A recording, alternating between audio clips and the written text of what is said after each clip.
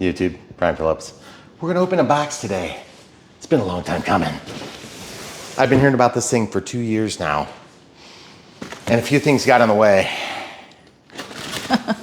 There was a worldwide pandemic and a few other things, but I'm happy to be opening it right now. And I hope it's awesome because I've been hearing about it for a long time. And you guys are gonna hear about it now. So we can't wait to share and learn together. That's what we do on Brian Phillips RC. Welcome to Brian Phillips RC. All right, so a couple things to keep in mind. Okay, I love airliners. I love scale aircraft. And so this is the double whammy.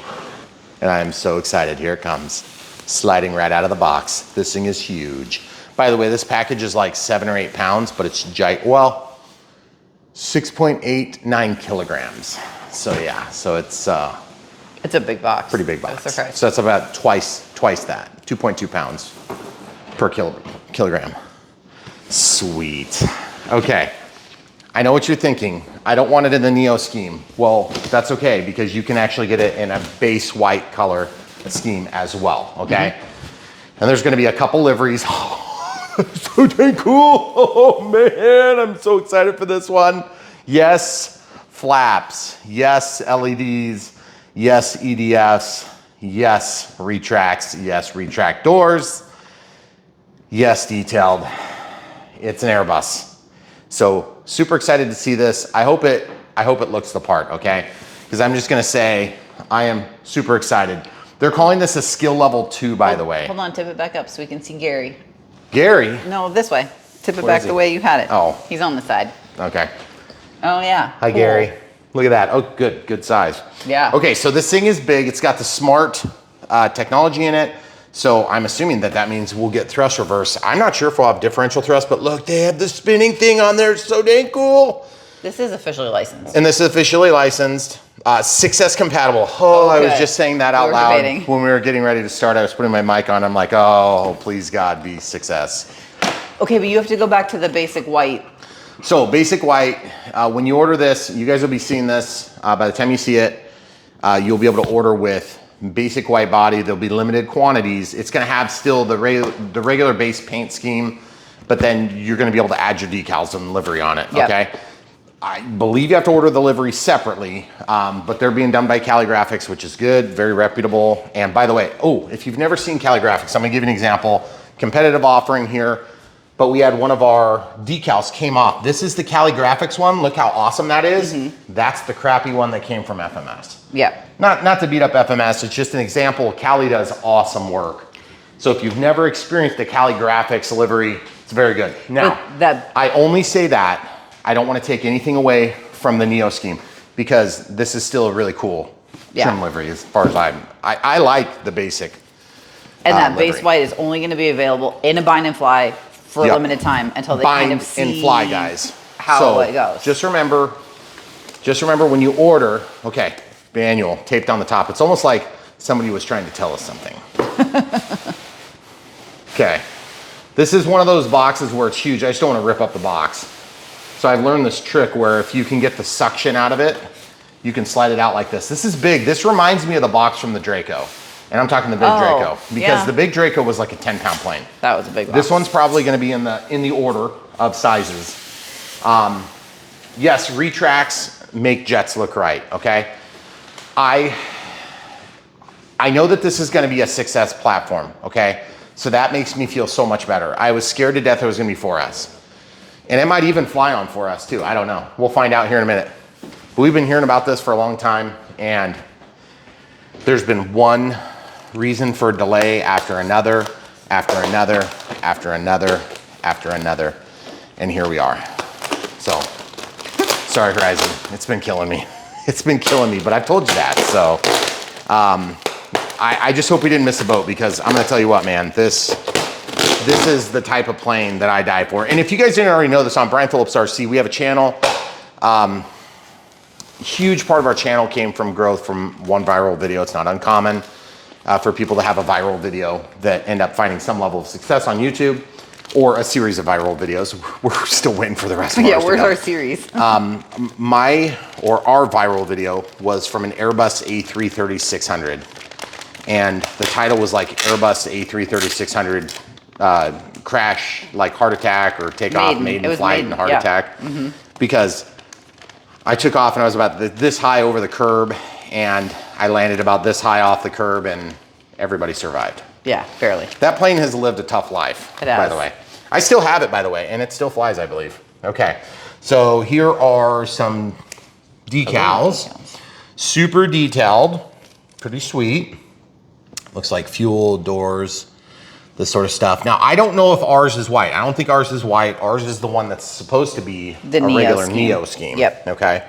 So if that's true, and then there's this, whatever this, save 15% on your next Spectrum order. Okay, so they're just trying to help encourage something else. By the way, if you want to encourage Brian Phillips RC, one of the best things you could do to encourage us is buy the planes when you do buy from the links in the video description below. That is basically the way we work with these companies, whether it's Horizon or a competitive offering. That's how we make money, doing these videos.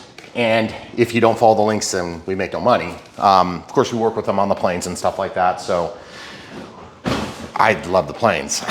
But the thing is, at the end of the day, we put a lot of time and effort into this. So that's the way you can get back at Brian Phillips RC if you want to help support us. And by the way, I gotta say, I love the pictures. Yeah, the artwork on the box is really nice. I'm a little bit nervous about the wing. A little nervous. It looks a little big. It looks a little big, but I want to see it. I want it to look scale. I want it to fly good. Remember, a scale looking plane that flies terrible. Remember the Supreme Hobbies ones, the XPR, which bought the Supreme Hobbies molds after Supreme Hobbies went out of business. That's who made the Airbus 330-600 that I was flying. They've always been like going to a dark web website to work with. And the only reason I got that plane is because I pretty much was in tears calling the guy saying, I just crashed my 320 that I'd spent like probably 60 hours putting lights in. And I had every light, every flashing circuit. I had to build them with Max 202 chips or whatever I was doing, like little flashing circuits. It was incredible amounts of effort. And then I took off, and this thing, you can open the box and enjoy it right away. Okay, super excited. Been waiting forever for this. I don't think they delayed it just to spite you. They didn't delay it to spite me, but I'll tell you what, I was spitting. I love airplanes, but at the same time, I'd rather have an airplane that's well thought out, that's well designed, that's well tested, well engineered.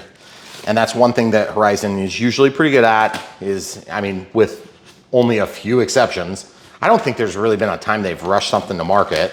There's been a couple that are duds, but I would say in general, they do really good work. Yeah. And by the way, at the end of the day, guys, we work with a lot of different companies. They're competitive, believe me. They all want your dollar. But what do we bring to the table? We bring people that are interested in a like-minded experience, which is having the best possible RC experience. Everybody has limited budgets for time, for money, and for basically what your wife's gonna put up with. For most There's of a us. limit? Oh, I didn't know I was supposed to have a limit. No, I'm just not. That was just a gaffe, sorry. So we're gonna try to help get you guys there. And yes, ours is packed a little extra tape. So because these are product samples, so they don't pull from the pool of planes that you guys can order.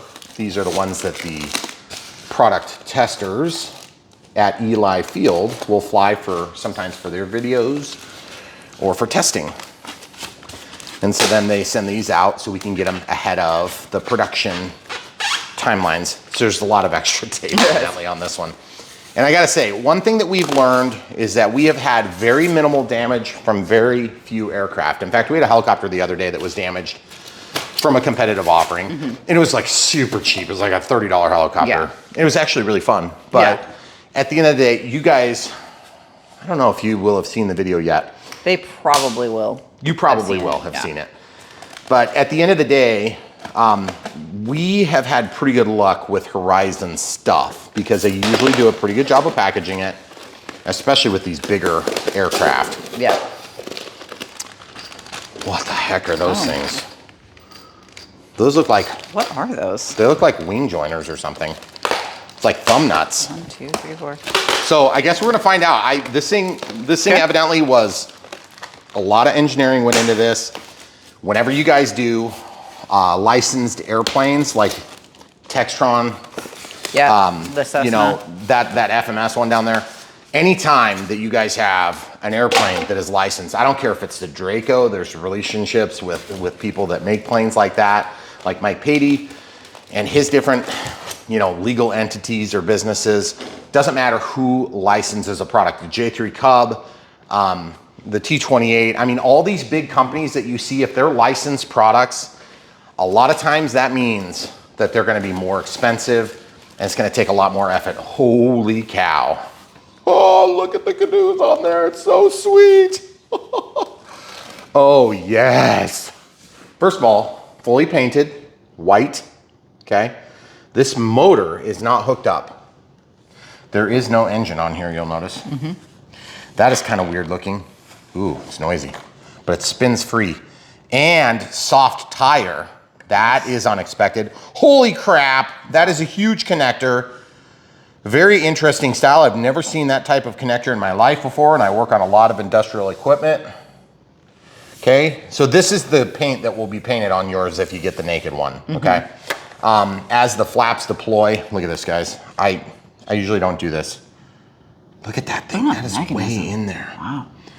I wonder if it's, which way it goes. It's gotta go down like this, and I don't wanna damage it. I want to pull it out, but I'm just gonna resist the temptation, okay? Sharklets, they're big, and it looks like they clip on with just pressure.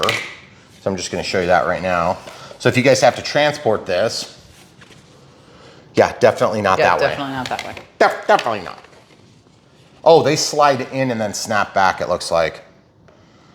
Slide in and then snap back. Watch. There it goes. Beautiful. Wow. Plastic. Thick paint. I bet that paint's heavy though, is the only thing.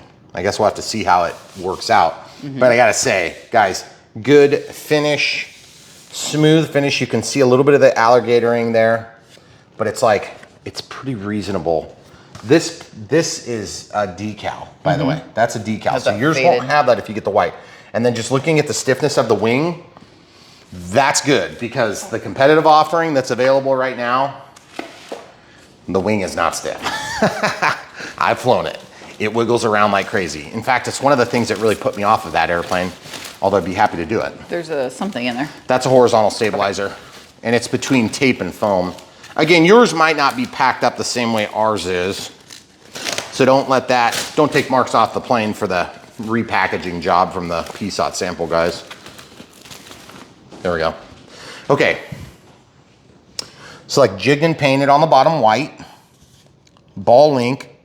Very smooth action. Look at this, guys. Look at that. There's like zero resistance on that. That's crazy. That's crazy. It's super smooth, and then there's access to it right there. Unscrew, take it off, make your adjustment, put it back in. Look how many holes there are. Yeah. Good Lord. It's beautiful. Super excited to see this thing together. And this is glued in, so it becomes basically one unit there. Okay, and there is an elevator servo in there, okay? I can't imagine them using anything less than metal gear servos. We're gonna have to double check if they tell us. Yeah. Oh, metal gear, yep, right there, metal gear. Even the output's metal, okay, see? So metal gear servos on the elevator. I was amazed on that plane. Plastic gear, ask me how I know. Yeah. Okay guys, my cat went under here to hide, like she used to hide under our pile of planes here, and she knocked it over and it went like this, whoop, and it hit, broke the elevator servo. I was so pissed at the cat, so I put her outside. And then I fixed the servo. I still have to test fly that, by the way. Oh yeah, you do. But kind of wasn't the plane's fault, but if you have cats in your life, you know, such is life. Okay, so the other wing, same thing. Just give you guys a quick rundown of how it comes out of the box. This is a little slobby, but we do have serviceability 1, 2, 3. 3 screws, serviceability on the landing gear door, serviceability on the actual mount. So it's a little weird that this doesn't go all the way around. My guess is we are mounted so that when that comes down, it's kicked at an angle. That's weird. You know why? Because when you come into land, look at that. Look how it's square. Oh, yeah. That's the angle of attack that they're expecting for touchdown. Oh, it's so good. This is gonna be good, guys. I can tell this plane, it's gonna have the things that we want. It better after all this weight. So we're gonna see though, because at the end of the day, and by the way, there's nothing electronic that comes in here, but all serviceable, bolt together. When I see a lot of bolts like that, it does make me nervous because bolts mean weight. Plastic means weight. Oh, and by the way, this foam, it's that new type of EPO. Look, feel it, squeeze it. You feel it? It's like strong. Really hard, yeah. Well, it's not hard, but it's got strength to it. Yeah. But it's not like, okay, so if I go over there and grab the Catalina and I squeeze it hard, it's gonna leave a thumbprint on it, yeah. Okay? This is strong. It feels almost like, I don't wanna say plastic because that's over the top, but it definitely has strength to it. Yeah. V1200, V900, that sort of feel. Oh. What was another recent one? The Electro Streak. The Electro Streak, yeah, very firm. Yeah, that's right. That kind of. And it seems like we're into that foam now, which is good because I'll be honest, like the foam technology has improved a lot since when we started this. We used to get foam planes that were very soft and very easy to break, but they were also a little bit more forgiving when you have a bad landing or there's some sort of like a structural fatigue point. They would bend instead of break. On a plane like this, it's gonna be big, long, slender wings.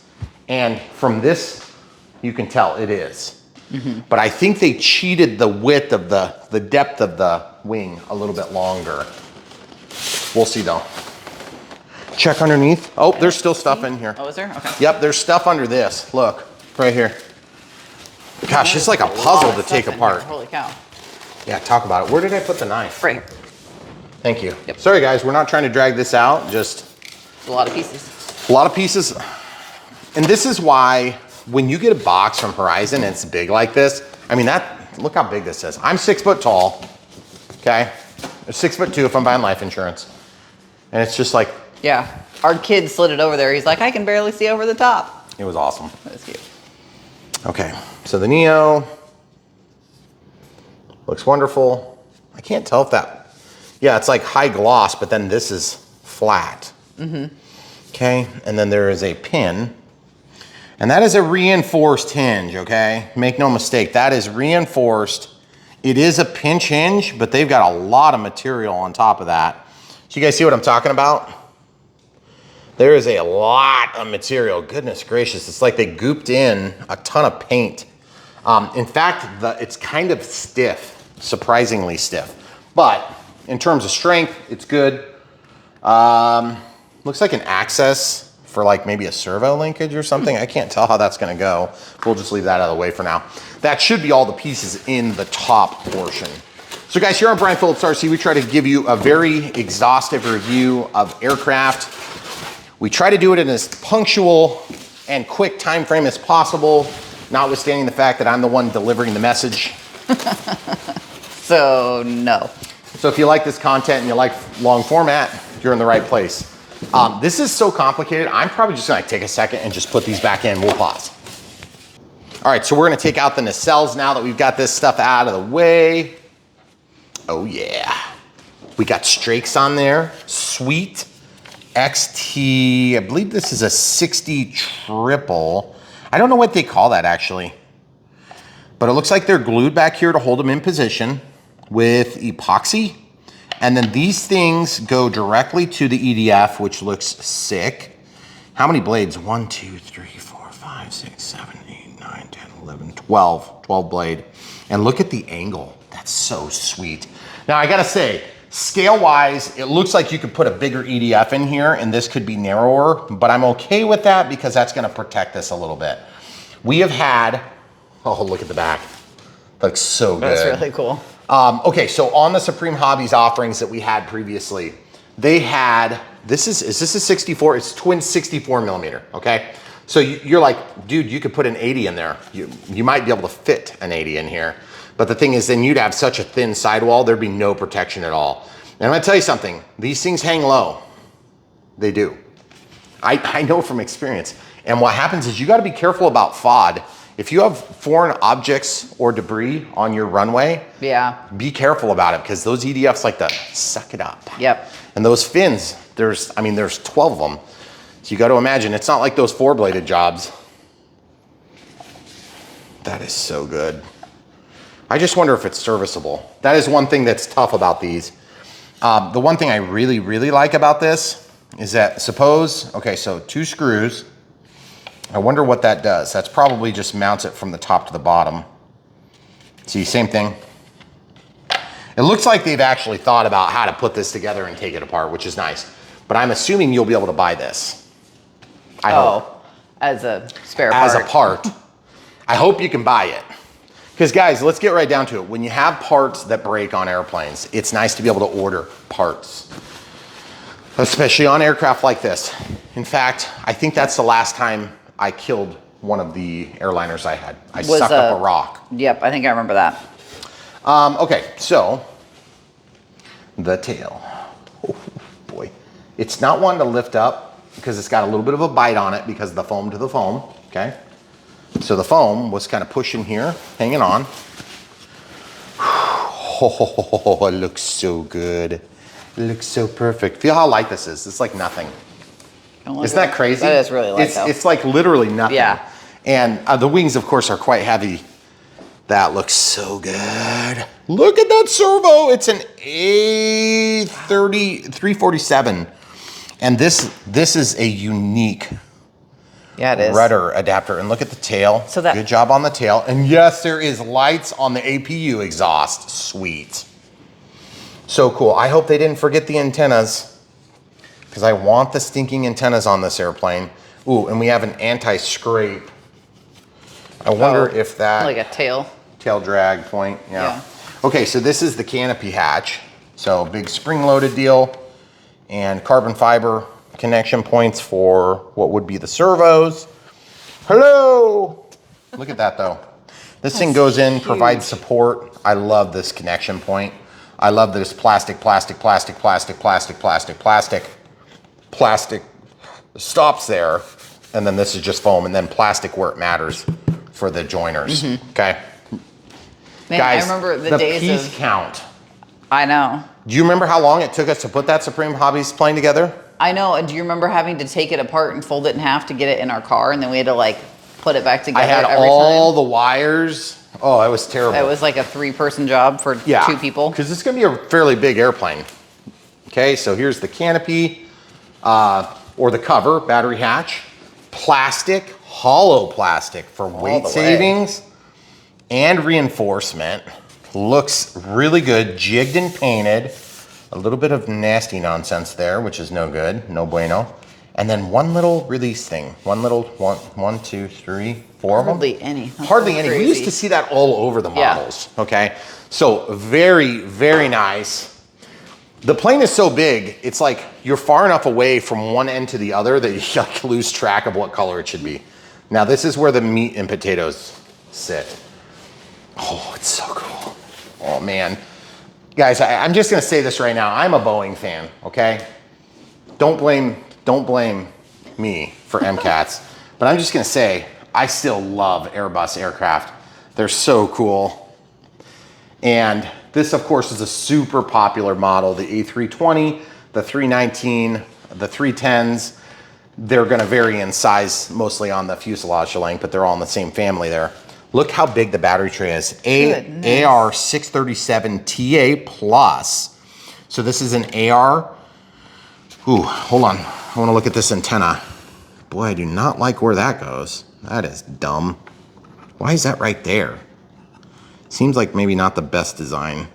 Here, let's just pop that up in there. See what I did?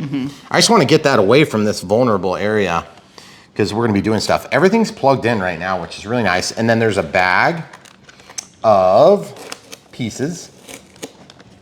These, of course, are all the wing joiners. And I'm just a little bit nervous all of a sudden. The last time, oh, look, they put the antennas in like they should. Sweet. Okay, very nice. Big heavy duty straps. Jeez, no kidding. Yeah, 3 of them. So you can set up, it looks like probably redundant batteries here. Ooh, it's got a smart lead with a smart lead on it. I don't think we've seen that before. Really? We don't usually have a data line that comes off of that. That comes off of the Avian? Not usually. Maybe I'm mistaken. Maybe I'm mistaken, guys. Let me know in the comments below. Fin, fin, fin. Oh. Yep. So I don't know how they go in or out, or if they just pop on and off. Yep, they clip on. Okay, so 1, 2, and it says B2. This one doesn't say anything. We'll pick that up in a second. And then this one says B as well. So there must be 2 bigger ones. I don't know if B just means like back or what, but if you look at the picture, there's 1, 2, and 3. Now in real life, there would actually be a few on the bottom as well, if I recall, but I'm okay with whatever it's supposed to have. Okay, wing joiners, well, fuselage joiners, actually. Yeah, lots of joiners. So I don't know which one's which. I bet the smallest one goes up front. Yeah, looks like the smallest one's gonna go up here. We could read the direction. Nah. Do they clip in there? They just snap in, look. So those snaps hold it in and it holds the end of the plane. Yep, and then these ones are the same. So I bet B goes in the middle and B2 goes in the back. I don't know, what was wrong with the A, B, and C? I don't know. Back or 1, 2, and 2. 3. This one says back 2. Okay, that doesn't feel very good. This one says B2. I think that they would go interchangeably, guys. But B2 went there for me, and that's fine, totally cool. Okay, so real quick, just want to talk about piece count before we get any further. We have a bag of sticks, okay? And let's look at what's in the sticks, because this is an unbox build radio setup. Here on Brian Phillips RC, we cut no corners. We show the whole process, which is admittedly at times quite tedious, and so we appreciate your patience as we work through these builds. If you don't need the help, you're probably watching the wrong video. If you just want to see the flight, we have an unbox build radio setup, and then we have a flight. And the maiden flight is what you want to be watching, so you can learn a lot about the aircraft performance, and that would be a true maiden flight from Brian Phillips RC. We don't show like 17 flights clipped together. We show the maiden flights for us. Now, that all being understood, at the end of the day, we know a lot of you are watching our videos to either be made aware of a project or to learn more about it, okay? But a lot of you need help, start to finish, from the box into the air. And that is exactly what we intend to do until we are no longer capable of doing it. I should warn you, if you need help, we are getting close to that point. Here's why, because YouTube is basically rewarding everybody that does throw it on the table, walk away, have a short. They're growing all those channels. Yeah. And they're letting ours fall apart. That's what's happening. So we're gonna do the best we can to fend it off as long as possible, but we know that eventually that will happen. And the way that it happens, it's not because you guys don't want the stuff, it's that they don't recommend it. Yeah. And so what happens is they're not happy with the advertising revenue or whatever it happens to be, and so they start making recommendations differently. And so the recommendations turn up as shorts, and then instant gratification, instant gratification, instant gratification. You don't learn anything, you don't get any value. So what you need to do, if you want to change that, if you want to stem the tide of the shorts taking over everything and then it's just becoming another TikTok. If you want TikTok, go to TikTok. If you want YouTube, go to YouTube. If YouTube wants to do some shorts, great. If TikTok wants to do longs, great, whatever. But the thing is, we've already got both. Vote with your clicks. Vote with your dollars. The way you vote with your clicks is to watch the videos. Click the bell for, when you do subscribe, click the bell for notifications and then watch the videos when they show up, okay? And if you want to help us financially, buy the planes from the links. That's the best way to support us, but we have 4 or 5 other ways. We usually like to say this at least once in the video or a couple of times if it's long. Patreon, thanks for being monthly members, guys. YouTube members, thanks for being monthly members. YouTube super thanks for one-time donations. And then PayPal, if you don't want to be on those lists. We totally understand it. And PayPal is a direct way. Just remember, we're friends and family if you're doing support that way. Okay, otherwise they take a bunch of extra fees.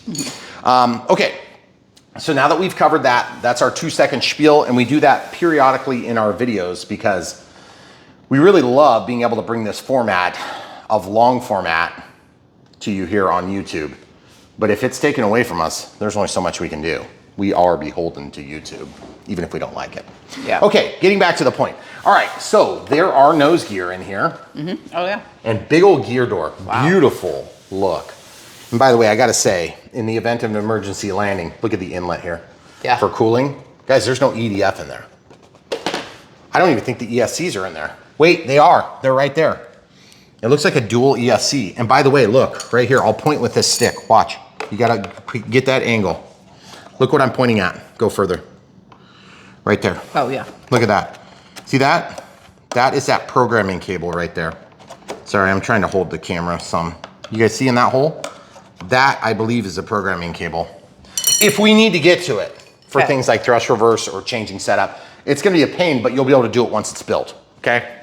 And I gotta say, piece count. 1, 2, 3, 4, 5, 6, 7, 8, 9, 10. Are you counting the hatch as 10? 11, 12, 13, 14. Let's just say on the very high end, 15 with the bolt pack. Okay. That is incredibly low for a complex plane. Yeah, okay? It really is. This is gonna be one of the more complicated planes we've ever done. And I'm super excited to do it. We've done some complicated planes before, by the way. Okay, so let's see what the heck these things are. There's springs in here. There's screws in here. Couple long, couple of short. But look, guys, you can hold all the hardware in one hand. These things must hold the wings together. I've never seen anything like this. It reminds me, was the Sportex when they started using the different wing joiner techniques? What plane was that? Yes. That had like the little twist in and clip them in on the wings. Okay, so look at this, guys. There's gonna be a spar that goes in here. And that's why everything has to slide in at an angle. Look at that. This is so sweet. We may actually look at the instruction manual on this one, just because I don't want to skip any steps and mislead or misguide any of you, because there are some unusualities about this assembly. It's not going to roll off. That's why I'm holding it. Okay. So also the plane stand that we currently have, the Robart plane stand that we normally use, is probably going to be just a bit too short for this until it's together. So this is what we normally use, and it'll be fine once it's put together. But we also have the big plane stand. Oh. Where did we put that thing? I think there's one in the office. Okay, so we'll see if this Robart plane stand will work, but we're gonna first have to get the fuse assembled. So one of the reasons we really like the E-flite products is that they have some of the best instruction manuals. Now that does not necessarily transfer to every other brand that is under the Horizon Hobby envelope, AKA Hangar 9, for instance. We've never been as impressed with their manuals, but they are coming up to the times with their manuals. Many times black and white stills that are hard to see compared to renderings like what we get on almost every E-flite offering, okay? So we really like the E-flite offering, okay? Remember, here on Brian Phillips RC, our objective is to teach you how to do it and not just show that it can be done. Of course, anybody can do anything. Just look at Elon Musk, okay? We're not Elon Musk, we're just normal people, okay? We have no rocket ships in the backyard. Nope. Do we? Not yet. Can we tell them about it? Yeah, you wish. That's a joke. Guys, look, I have a bag of springs here, okay? I think we should read these. I already understand what I'm doing for the next step. Okay, so look, I have these springs. I'm gonna dump them onto my invisible counter. Okay. It makes things invisible. I'm gonna take these things. These all appear to be the same size. Just so you know, there is a drive on there if you wanna use a drive, a flat or a hex drive, okay? So then I'm gonna take one of these springs, I'm gonna slide it on, okay? Just like that, boom. I'm gonna do that 3 times. 1, 2, and then I'm gonna do 3, okay? That is gonna be the assembly that holds the fuse together, and then there will be reinforcements right next to them, okay? So 1, 2. I would really like to see some sort of a C-clip or something that would hold that on, but for now we're gonna go with, it's a new assembly. I hope it works well, okay? So, camera crew, look at the picture. The 2 long ones. Yep, go on the sides. And the short one. On the bottom. And why do we know? Because this one is gonna go to the vertical stabilizer. How do we know that this one's gonna go to the vertical stabilizer? Process de la eliminaciones. You're making me super nervous with this thing. Don't be nervous. I am. Okay, so which holes do I stick it in? The short one goes in the bottom hole. That's lame. Sorry. Like that? Like that. And then up here for the How do you know? Do you want me to tell you how you know? Because the other holes have, well, because those holes are too low, and those holes are the holes that receive the other side of the screw. You can see like the nut zert thingy in there. So this one is going to go like this. That's gonna kind of suck. Whew. So that's gonna come in here to the nut zert. See, there's a nut zert here. And this thing will stick through, protrude, and then purchase here. That's super interesting though. It is really cool the way they did this. And then these other ones are gonna go from the top down, or are they gonna go, where are they gonna go? They're gonna go. Okay, now watch guys, watch. Watch this, I'm gonna get ready to stick it in. Make sure you get him a close up, okay? So number 1, number 2. Okay. You know what's sweet about this? I just thought of. What? All they would need to do to make another plane is they could do this exact assembly right here, and they could increase the wing box. The wing box could be right where it needs to be. Oh, that's so dang cool. So you could do a larger airliner. Okay, so guys, if there's things to come, oh man, I hope you guys buy this stuff because I want to see more of them. Okay, so now that it's lined up, first of all, I just want to talk about that for a second. That was very easy.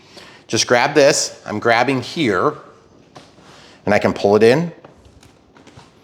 Now I'm going to take the nose, plastic, reinforced, pull it together. Now I'm going to take my hand and I'm going to stick it in here. Now my hand's in here. Guys, I got big hands. I got man hands, okay? I work with my hands for a living. I know it doesn't look like it, but I wear gloves all the time because I'm a pansy. But I do work with my hands.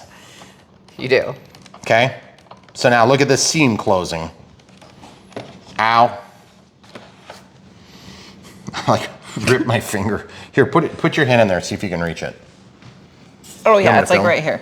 Here, hold on, I'll film for just a second. Put your hand back in there. Does it need to be tightened? Yeah. Is it, see, no, can you tighten it? Yeah, I can, I did a little pull bit. Out. You see what I'm talking about is like, my hand is big, but once I'm in there. Then you're in. Then I'm in. So I'm in, okay? But because it's tight here, there's only so much room and real estate for your hand to actually articulate that action, okay? Yeah. So you'll be fine though, I think. And if not, you'll have to get somebody to help you with that Your wife help you. Okay, so that is gonna wanna fall off. My suggestion is if you are at the flight field and you are trying to take this apart, I would take your pliers and I would pinch that top part. I'm gonna show you this right now because it will work, okay? I don't want to have to do stuff like this. This is weird. I feel like this could be an assembly. Are you going to take it apart? I'm not going to, but look, watch what I'm going to do. Take the needle nose, okay? I'm just going to give it a half squeeze and just make it bite. Ah, dang it, that's more than I meant to do. But then I'll show you why that's going to work, okay? So now look. Now when I thread this on here, that should hang on to the shaft. I did it a little bit harder than I meant to, but you see what I'm saying? Then that prevents it. It will capture the threads if it's trying to slide off. Look, you're at the flight field. Now that doesn't come off, but it still accomplishes the result of applying a back pressure to pop this to an accessible point. Okay. Okay, why do I care? Because most of the people that need to take these off are gonna run into that problem. So look, I'm gonna take this, I'm gonna grab toward the end. I'm just gonna take and grab this with the needle nose. And I'm gonna literally barely bend it. I'm gonna just bend it in a little bit. I'm gonna do half what I did before. And I don't know if I got enough. I'm gonna do a little bit more. There you go. See how it's bent in just a hair? Mm-hmm. It doesn't take hardly any, guys. Just to give it some resistance. Just give it a little pressure and then slip that down. You see how it's stuck on the threads? It won't come off. Just spin it until it's through. Once it's onto the shaft, then it's allowed to move free and still accomplish its results, which are to pop that out. You see, when it's slacked, it pops out, okay? So that's what that does. Now I'm gonna drop that in there. No, wait, that's not right. What's not right about it? It goes in here, towards the back. Oh, it does? Yeah. Okay. Sorry, that's the wing one, or something like that. Oh, yeah, that would make sense. But you're right, yeah, but you know why I did that though? Because as soon as I pull the sucker out and I'm in a grassy field, that spring's gonna be gone forever. Yeah. Now, is it still gonna hold the plane together? And by the way, this is the time where you wanna make sure those antennas are not stuck in there. If those antennas are going in there in any way, you're gonna chop them. And the last 28 millimeters of these antennas off of these things are the vulnerable spot. Yep, it's right here, I can see couple tricks too. You can also take and pull back some of it and protect that last 28 millimeters, but then I'm gonna show you the trade-off. See, now that's protected some. The trade-off is now this is where your batteries go. So you have to then make an active decision how you wanna handle that. And remember, this is like a coax cable. So if you kink it, it will reduce the performance to the point of potentially breaking it. Okay, because this is a transceiver. It's a transmitter and a receiver. Okay. I think up there where it was is pretty good now that it's protected by now that we don't, but as I'm like working this thumb knot, You're behind it though, because I can see it. Mm-hmm. Okay. Oh, I'm gonna show you one other trick. While we're at it, because we can, I'm gonna show you that you can use a driver. I'm gonna go with a nut driver. You could use a flat screwdriver if you wanted. Looks like it might be a 2 millimeter, it might be 2.5. Not 2.5. Yeah, 2.5 millimeter will drive these, okay? So like if that gets your hand into a more comfortable spot, it's like this. Let's put that one down for now.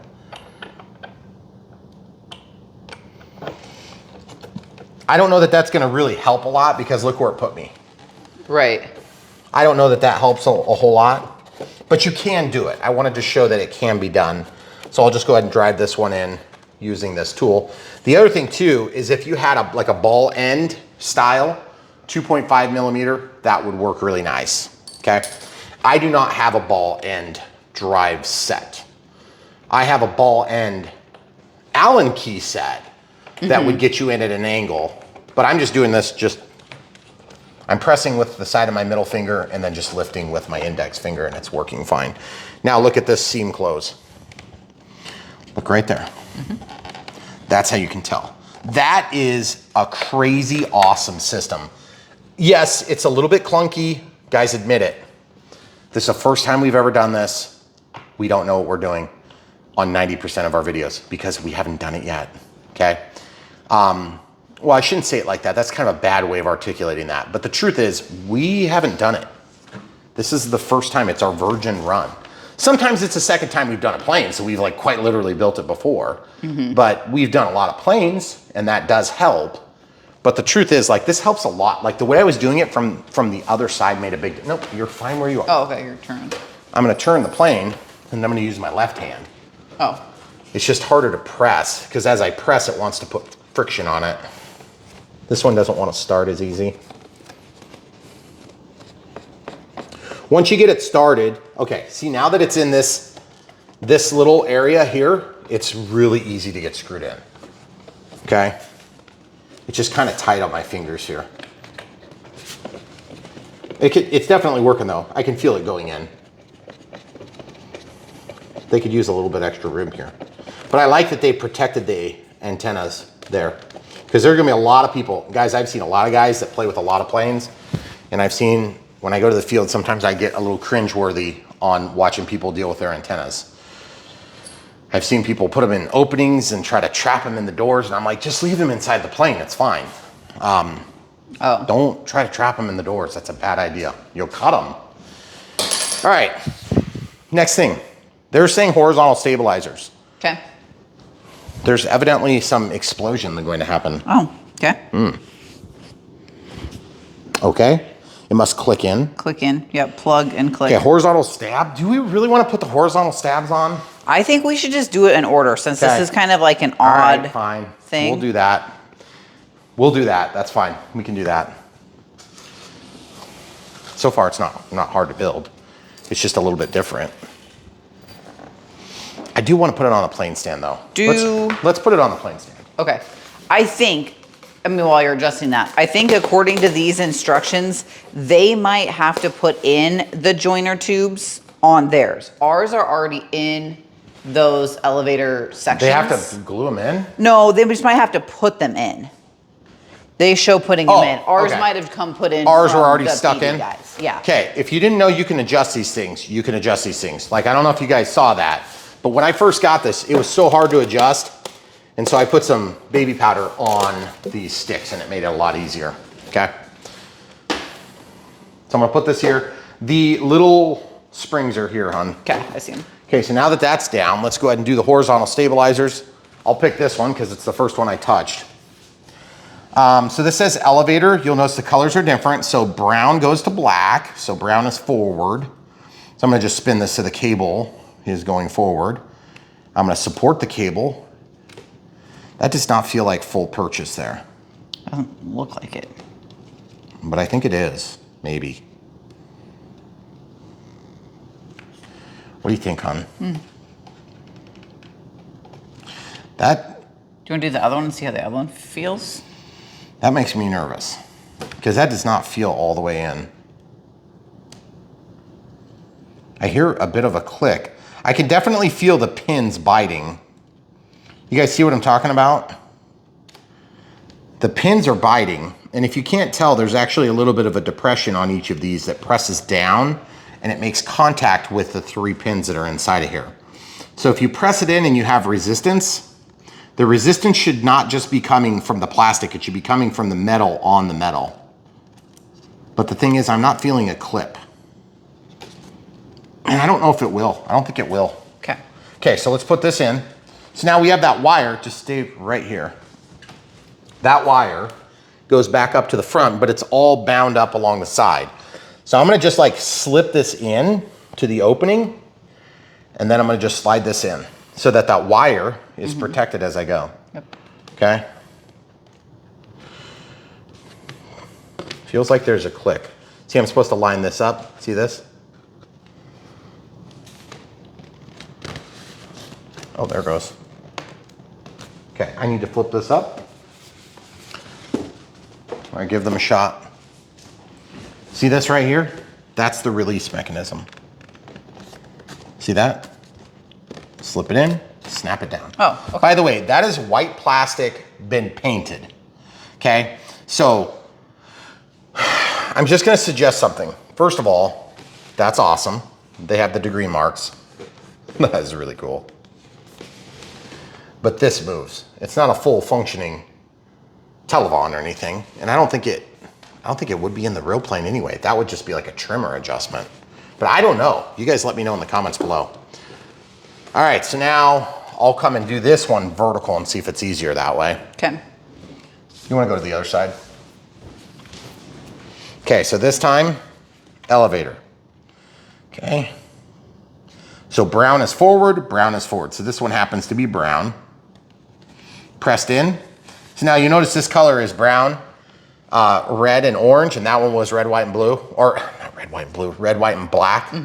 That's because one of them is a reverse servo and one of them is not. So when and if you would get in an accident and need to replace these, be careful, they may not be the same servo. I'm about 99% sure they're not the same servo. Okay. You can tell if they're symmetrically mounted. See how it wants to crush this? Once you're in, it stops that. See? It's a good fit. Yeah, it looks nice. Looks really good, actually. It's cool. Sometimes when you put wings in, it's like, ugh, cringeworthy. That was a little bit scary. Okay, vertical stabilizer. Are we there yet? We are. Oh, for God's sake, we're putting the vertical stabilizer on. Okay, fine. Look, vertical stabilizer is very simple. There's a clip. Camera crew, come over here. See this? Look at that. Oh, that's the what release. that's for. Come over here. This is gonna receive this detent for the rudder action. Okay, so this is gonna slip down. And look, I'm just gonna guide it carefully into this opening. And this is gonna press in. Oh, so easy. How do you know if that pin went in there? Could you see it? It snapped. No, this pin. Could you see it when it went in? No. Okay. I couldn't tell until I move it. Okay, so that's pressed down.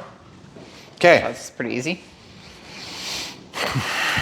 It's like, we're always cautiously optimistic. I know, like, when we build planes like this and you guys hear the pregnant silence, it's because we're like, okay, we still have to put screws on the horizontal stabilizer. We do. Wait, there aren't screws. No. What the heck? The screws are on the nacelles, which is the next step that you skipped. nacelle installation. Well, I think what I want to do next is I'm debating about whether or not I want to install the nacelle first over here. Oh, yeah. Guys, I admittedly put these on because I was in a big hurry, but I'm just going to pull them forward, slide them off so they're out of the way, and then I'm going to work on one nacelle at a time, okay? Now we have a bag of screws and we have the rest of those red thingies over there, okay? Here's the bag of screws. Okay. I have a 2.5 millimeter drive. My guess is I need a 2. These are probably a 2, yeah. They okay, so I grabbed a 2, folks. So 2 as opposed to the 2.5 for the red thingies. Okay. Okay, and then I need a nacelle. Yeah, it says identify the right nacelle, noting the angle of the mounting plate. Now, one of these is right and one of these is left. Since this is facing me, this is my right hand, so that's the right, okay? Because this is going in the correct direction, okay? How do I know? Because when I drop this on, well, that's because they told you to get the right nacelle because they thought you were working with the right wing because you were following instructions. We're not following instructions, okay? I mean, yeah, it doesn't really matter as long as you put it doesn't matter as long as you get the correct one on. Yeah. Okay. So first things first, this should have the connector in here. Oh, please God, be a connector. Yes, it is. I was just getting nervous. What did you think it was going to be? Please don't be some stupid thing we have to build. Oh. Because I'm like, yeah, we could do it, but like the average Joe's not going to want to deal with that crap. Okay. This is accessible, but only underneath the EDF. So just be aware, if this servo fails, you're going to have to take off the EDF, but it is all serviceable, which is pretty sweet actually. If you think about it, look where the wires are. All the wires are accessible. This is actually an accessible repair. That is so cool. How do you now, these are keyed. Oh, okay. So you see the the key there? Yep, I see it. And also, this is kind of like your XT60. So if you push this in and you get a poor purchase, take a screwdriver, a flat-bladed screwdriver, and open up the pedals, okay? This is gonna plug in. Oh yeah, very good purchase. Wow. Now, I can lay this flat in here and it's fine, just like that. And I can tuck the excess forward, or I can try to tuck it all under there. And I don't know which one's gonna be better, but I don't wanna like yank on this too much. It says tuck the wires into the wing and place the 3-pin connector into the nacelle pylon channel. So they want it here. And that's because it's gonna straddle and there's plenty of room. Guys, there's tons of room there. I just didn't know the easier option. Okay, so this is gonna go. Nice silicone covers over those wires, those motor wires, which they're not very flexible, but whatever. It is what it is. Look what I'm doing. I'm just taking my pinky. You see my pinky back here on my left side? Honey, on the other side of the wing. Hold on a second. I want to try to tighten these screws. Those screws look like they're lifted. Look at those screws. Yeah. Are they lifted? I don't know. Maybe it's just the way they seat on there, but I can see what you're looking at. I mean, I just don't want to put this together and have to take it apart. Look, 1.5 millimeter. See that? What the heck? Okay, so look, 1.5 millimeter. I'm checking these screws. Guys, check your screws as you're assembling, okay? Ooh, that was probably a little too much. Okay, so now I'm gonna set this in and drop it down. So I need to have screws because it's just gonna wanna push off the whole time. So give me the 2 millimeter, please. Okay, so I need the shorter ones. You need 4 of the short ones and 1 long one. One long one where? One long one goes from the bottom of the wing down, and then the 4 short go in those 4 openings that you can see. It goes from the bottom of the wing down? From the top of the wing down. Okay, fine, so it's on the front. So then 4 of these, and these are 2 millimeter drives. Okay, so I'm just gonna carefully slide this back into position. And it's fighting me pushing this down because I don't have this situated into the nacelle housing very well. I'm honestly not sure exactly what, because there's like a trick or something to this. But you guys see what I'm doing? I'm trying to avoid hitting screws to where they're gonna hit wires, okay? Because those bolts are not gonna give and the wire will. I'm pushing this up into the pylon a little bit. Yeah, that will help. Gosh, I'm struggling with depth. Hun. Yeah. Yeah, it's like not wanting to give me enough depth. Can you like change the angle so they can see what the heck I'm struggling with? Because you guys see what's going on here is the wires are bound up on themselves. Megan, go to the other side and point the camera over my left shoulder. This wire bundle is not giving me clearance, and I'm trying to figure out if I need to just tuck more of it down here because there's not much room to move it. But you guys see what I'm fighting? Yeah, I can see it. I cannot get this pressed all the way down. It's like that's as far as I can get it. So I got to figure out what I'm doing wrong. I think I can press this yellow thing in deeper. I'm not saying I can't get it, guys. I'm just, oh, look at that. You see what I just did? Yeah, like slipped in there. I pressed it all the way in, and now that's going to be like, then I have to put a little nasty bend on this wire, but it's fine. I doubt you guys are going to be taking the nacelles off on an ordinary basis anyway. You might take a wing off, but you're not going to take the nacelle off. Maybe once in a while if you have like an accident or you crash or something. Now that I've got that, it's super easy to fit it, okay? So also with the winglet or the sharklet off, more specifically, it makes it super easy to lay this flat. Oh, for God's sake. Camera crew is just watching me struggle. It's very frustrating. Holding the camera. I understand, you've got 2 hands. I've only got 2. Good job. Okay, so basically I'm gonna start one of these so I can let go of it. Then I'm gonna get the opposite, which would be the top down one. Okay. Make sure that's like hooked around the front of the wing, how it's supposed to be. Yeah, I know. It on the front of the wing, guys, just that's a good point. Because there's a lot of things you're basically tripping over to do this step. I just want to warn you about this. It's a tricky step because of the wire. It's just flush. Okay. It's just flush foot. See? Okay, good. Okay. So then I'm going to do this one next. That was the long one, right? Yes. Okay. It's the long one. It's like 4 times as long. No, I know. I just couldn't see which one you picked up. Okay, so once I get this done, it's going to be totally wieldy then. Because like before that, it was unwieldy in every way. Okay. Still a million times easier than any other airliner we've done. Yeah. Okay. Second screw, hold it with your middle finger, bring it into the backside, get it screwed in. Should be no problemo now. Guys, that was a little bit awkward, but honestly, the second wing is gonna be like a 2-minute process. The fully painted, I am not sure how I feel about that yet. Because I'm gonna tell you something, it is gonna get sprayed with water every time that you are on a wet strip. And why am I thinking about that today? Because it rained. Yeah. Okay. So these are just putting screws in, pretty simple stuff, nothing special. Okay, keep it coming. I don't know why that slipped out.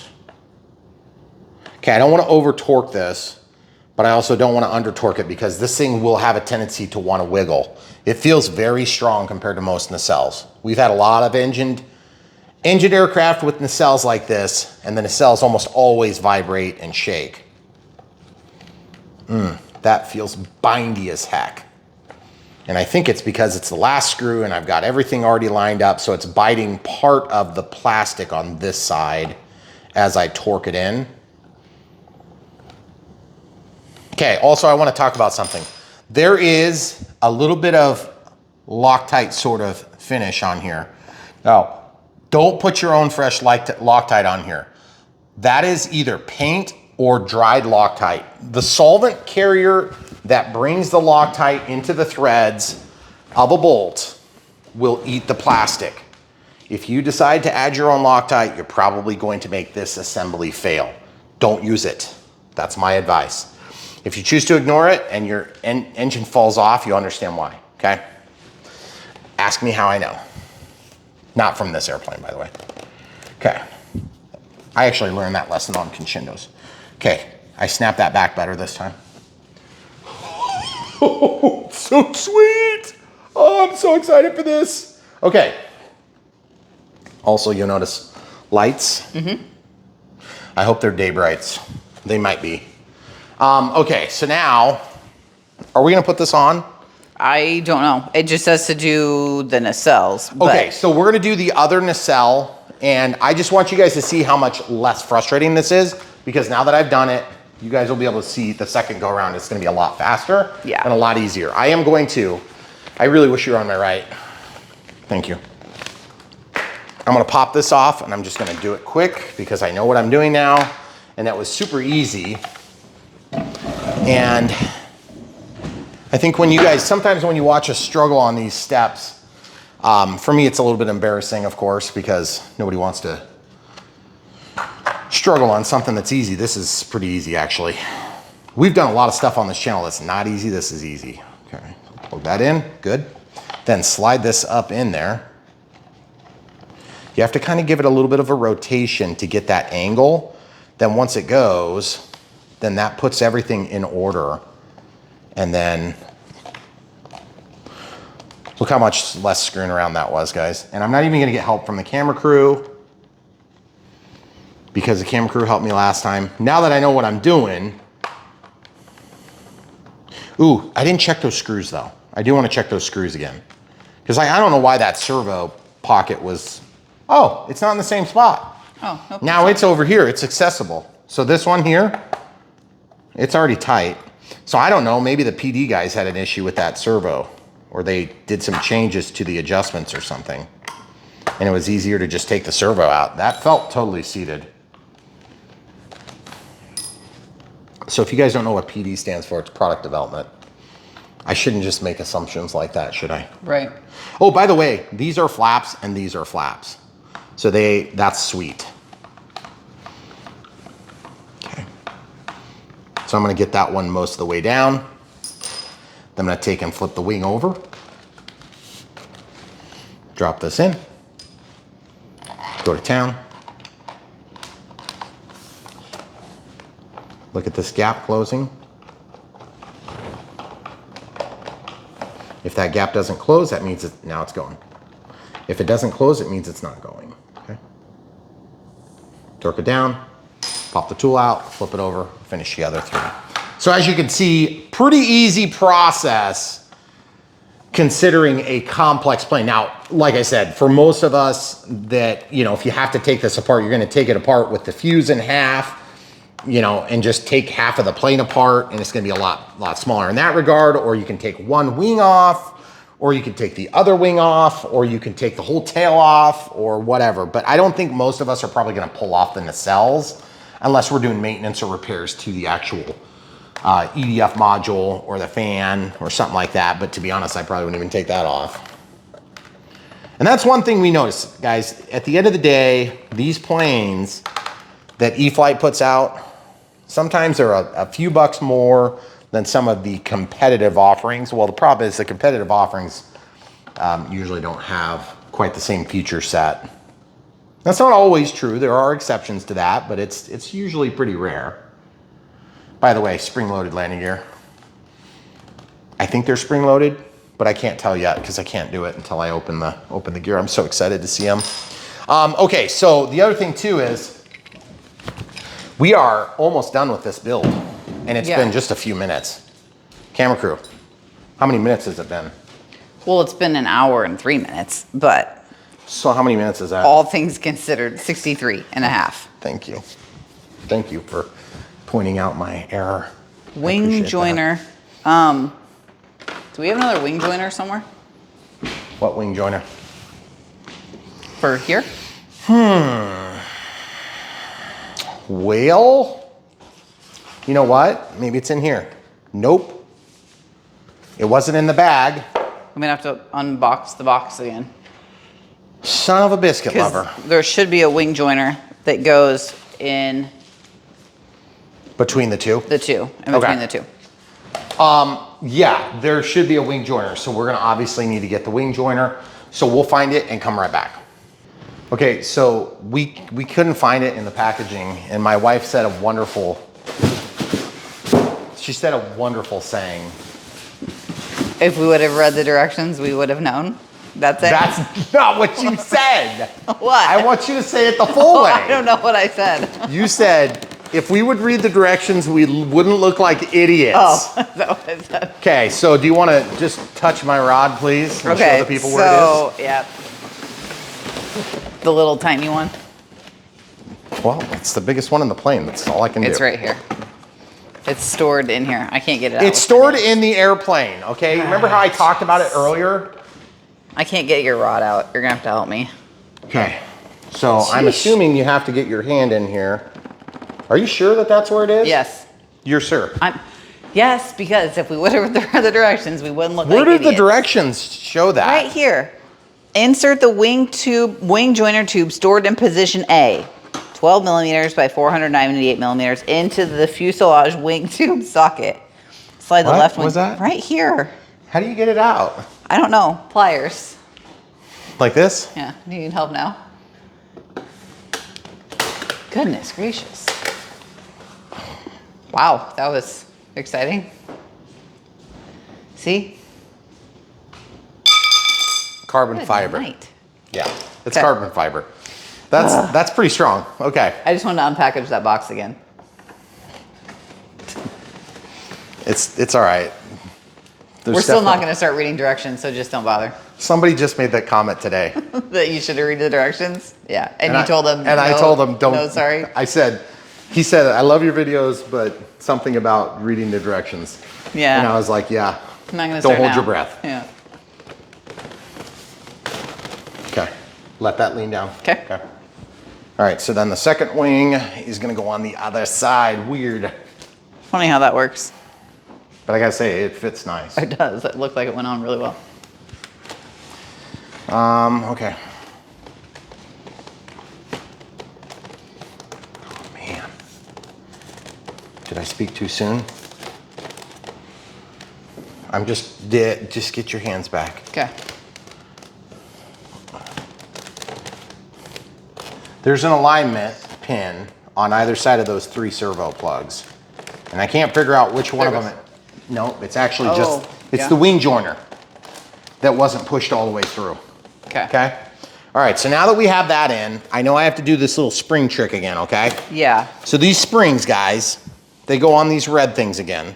Same thing we did before. If you're gonna be going to the field and you wanna try to keep those retained on there, you can do my little trick. I can tell you this, if you drop those in the grass, they're gone forever, okay? So I would suggest, if you're concerned, well, the other problem is like, how in the heck are you gonna get them out of the thing? I just tend to think that people are gonna lose them in general.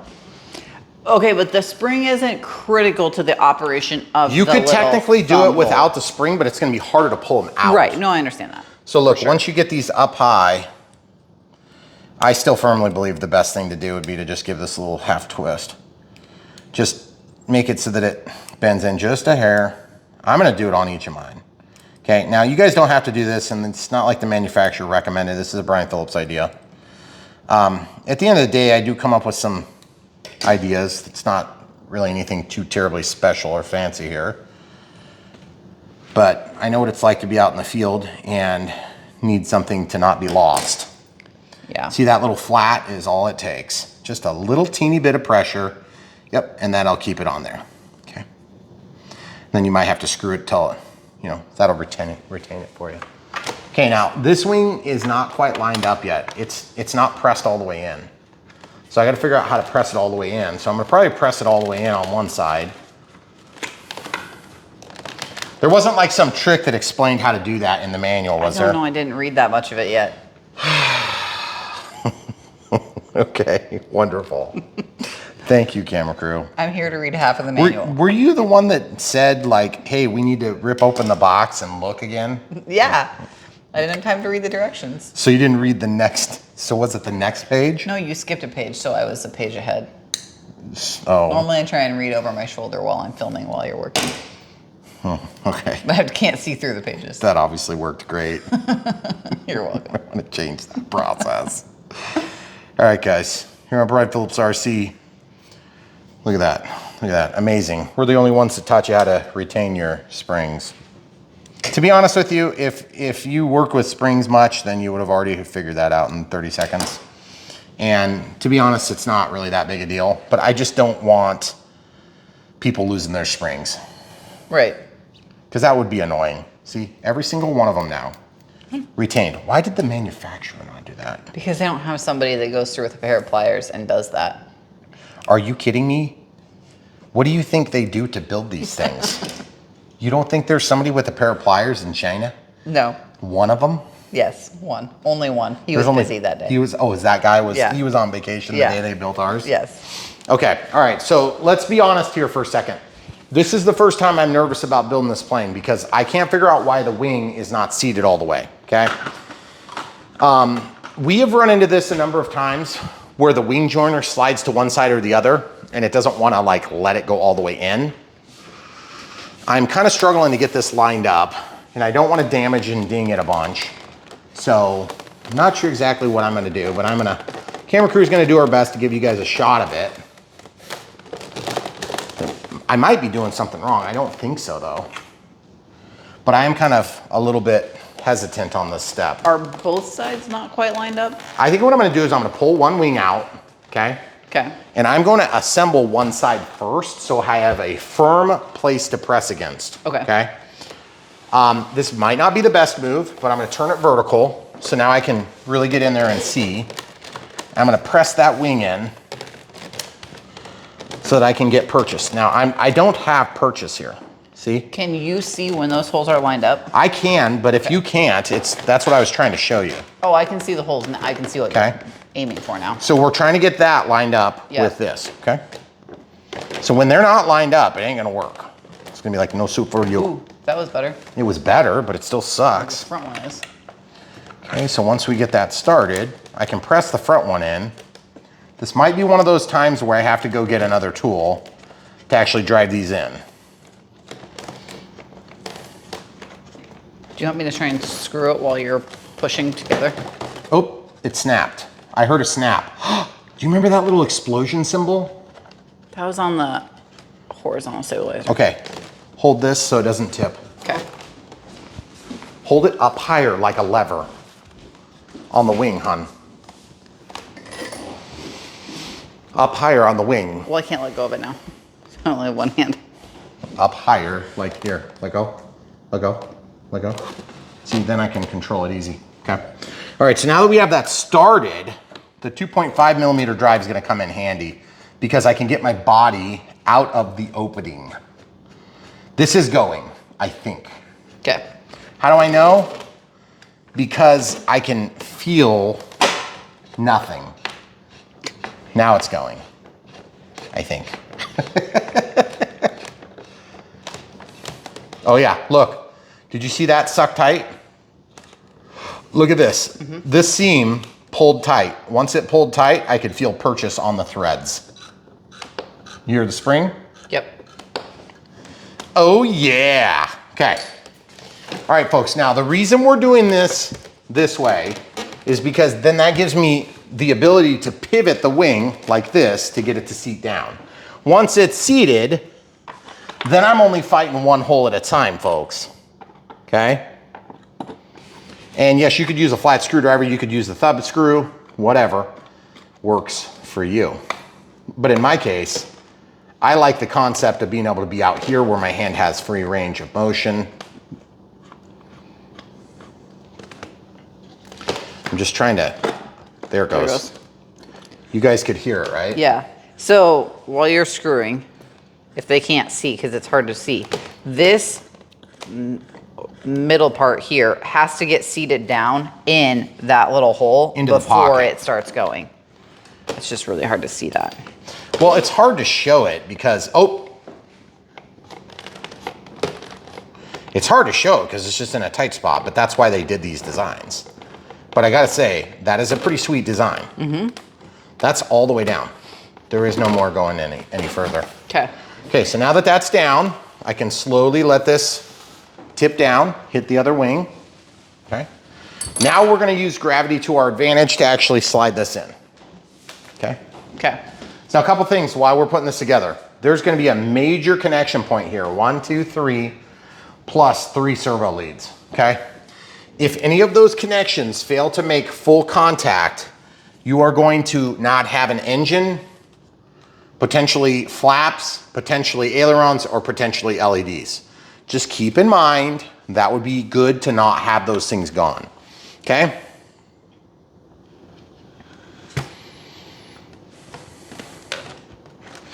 I caught an edge there. I don't know if you could tell. Mm-hmm.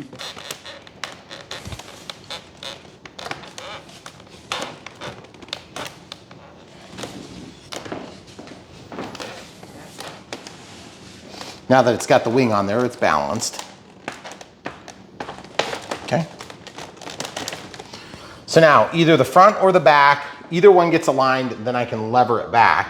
I'd prefer to get the front first if I can, but there is a pretty good offset. So these things are not tapered in any way, it's just flat, okay? If it was tapered, then you could go in there and it would pull itself centered. That's not the way this system works, okay? So this one I have to actually press pretty hard. So there's another trick. If you have trouble, you can take this off by pressing it forward. Take that off. Then you've got a flat spot to press against. That did help a lot. And I got perfect alignment now. Okay. Now that I got perfect alignment, okay? Or at least more perfect alignment. I guess I can't say it's perfect until it's put together. Feels like it's gone. Yeah, drop down. It does kind of help to turn it. It just sort of walks its way in a little bit. You can hear the spring do that little poppy noise as it goes in sometimes. Oh yeah, tight. Okay. Okay, so now that it's tight, the other thing too is I would love to see if Horizon would offer different winglets. I would like to see different winglets. That'd be cool, different sharklets. All right, so where is this one? It goes back here. Okay, same thing. Now, can you do it without? The answer is probably without a tool, but I'm not even gonna try because it's just like, why would I struggle? Right. If I was out in the field, I could get it. Well, and if you have to take your wings off to go fly, it's going to get easier the second and third times you take them off. So you probably could do it without a tool. Ours have been taken on and off a couple of times, at least once. At least once. That's tight. Tight already. That one's sort of abruptly ended. Okay. Okay, so a couple things to think. That was a little bit longer than usual build for just a physical assembly on a 15-piece count plane. But I have to say, it wasn't especially hard. No. There was just a lot of steps. And we do have a bunch of decals. I am torn. Do I want to add more decals or not? I don't know. I'm not really a big fan of that. I think it's ugly. I don't mind the Pratt & Whitney thing. I kind of like the doors. The doors look cool, but I'm just like not 100% sure I want to put all that stuff on there or not. We typically like decals once we put them on, but there are already some on. It's not like it's a totally naked. Well, there's just model. there's a lot of decals. So I like the clean look, but I also I say that and then I always do like the decals. One thing I can say I'm not crazy about with these decals is that they have a shiny appearance. And this is a flat finish. Mm-hmm. So this is not flat, that is shiny. This is flat, it's matte. And so I guess if I was going to pick, I would probably say let's put the canopy battery hatch on. Oh, so sweet, and they have thumb holes for it. Oh my goodness, it's an airliner. Do you need a moment? Maybe. Oh goodness. Maybe just a quiet moment by myself. I've been waiting for so long for you. By the way, if you were to be in a predicament where you have to hand launch this, I'm assuming that you would be able to potentially do that. But guys, look at the size. That is not bad. Considering it's a twin 64. Now, the other thing too about a twin 64 is that since it's a 6S, there's a high probability it's not gonna be a battery chewer. Because guess what else is a twin 64? The A10. Oh yeah. Yeah. Is that? It's a twin 64. Yep, the FMS one's 70. Oh, which is an awesome plane too, but it's not near as ballsy, power to weight ratio wise, as the A10 from E-flite, okay?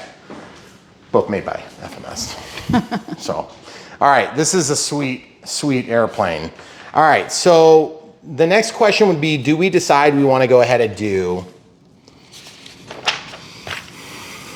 Oh, this is where you're supposed to click those on. All you had to tell me was it was in the A-hole. I didn't read it. And then you're supposed to put the vertical stabilizer on? I don't understand the rationalization behind putting that on last. Whatever. It looks like this is all wired in. Yep. So yeah, that's for just the PNP. So there is a smart file transfer on this one too. So if you decide to do it, you don't have to do a full radio setup like what we would normally do. But I guess honestly, what do you think, camera crew? I think you change enough stuff that it makes sense to just make a profile, but. Yeah, I tend to agree with you, except that then sometimes I regret it because there's people that ask questions that I can't then answer. Right. Look at the center of gravity. Holy cow. 150 millimeters forward from the trailing edge of the wing. How weird is that? Oh, okay. I thought they were saying that that was the whole range. I'm like, that is a huge range. Yeah. The range is 140 to 170, measured forward from the trailing edge. And they're showing what size battery, camera crew? That's a good question. That would be back here.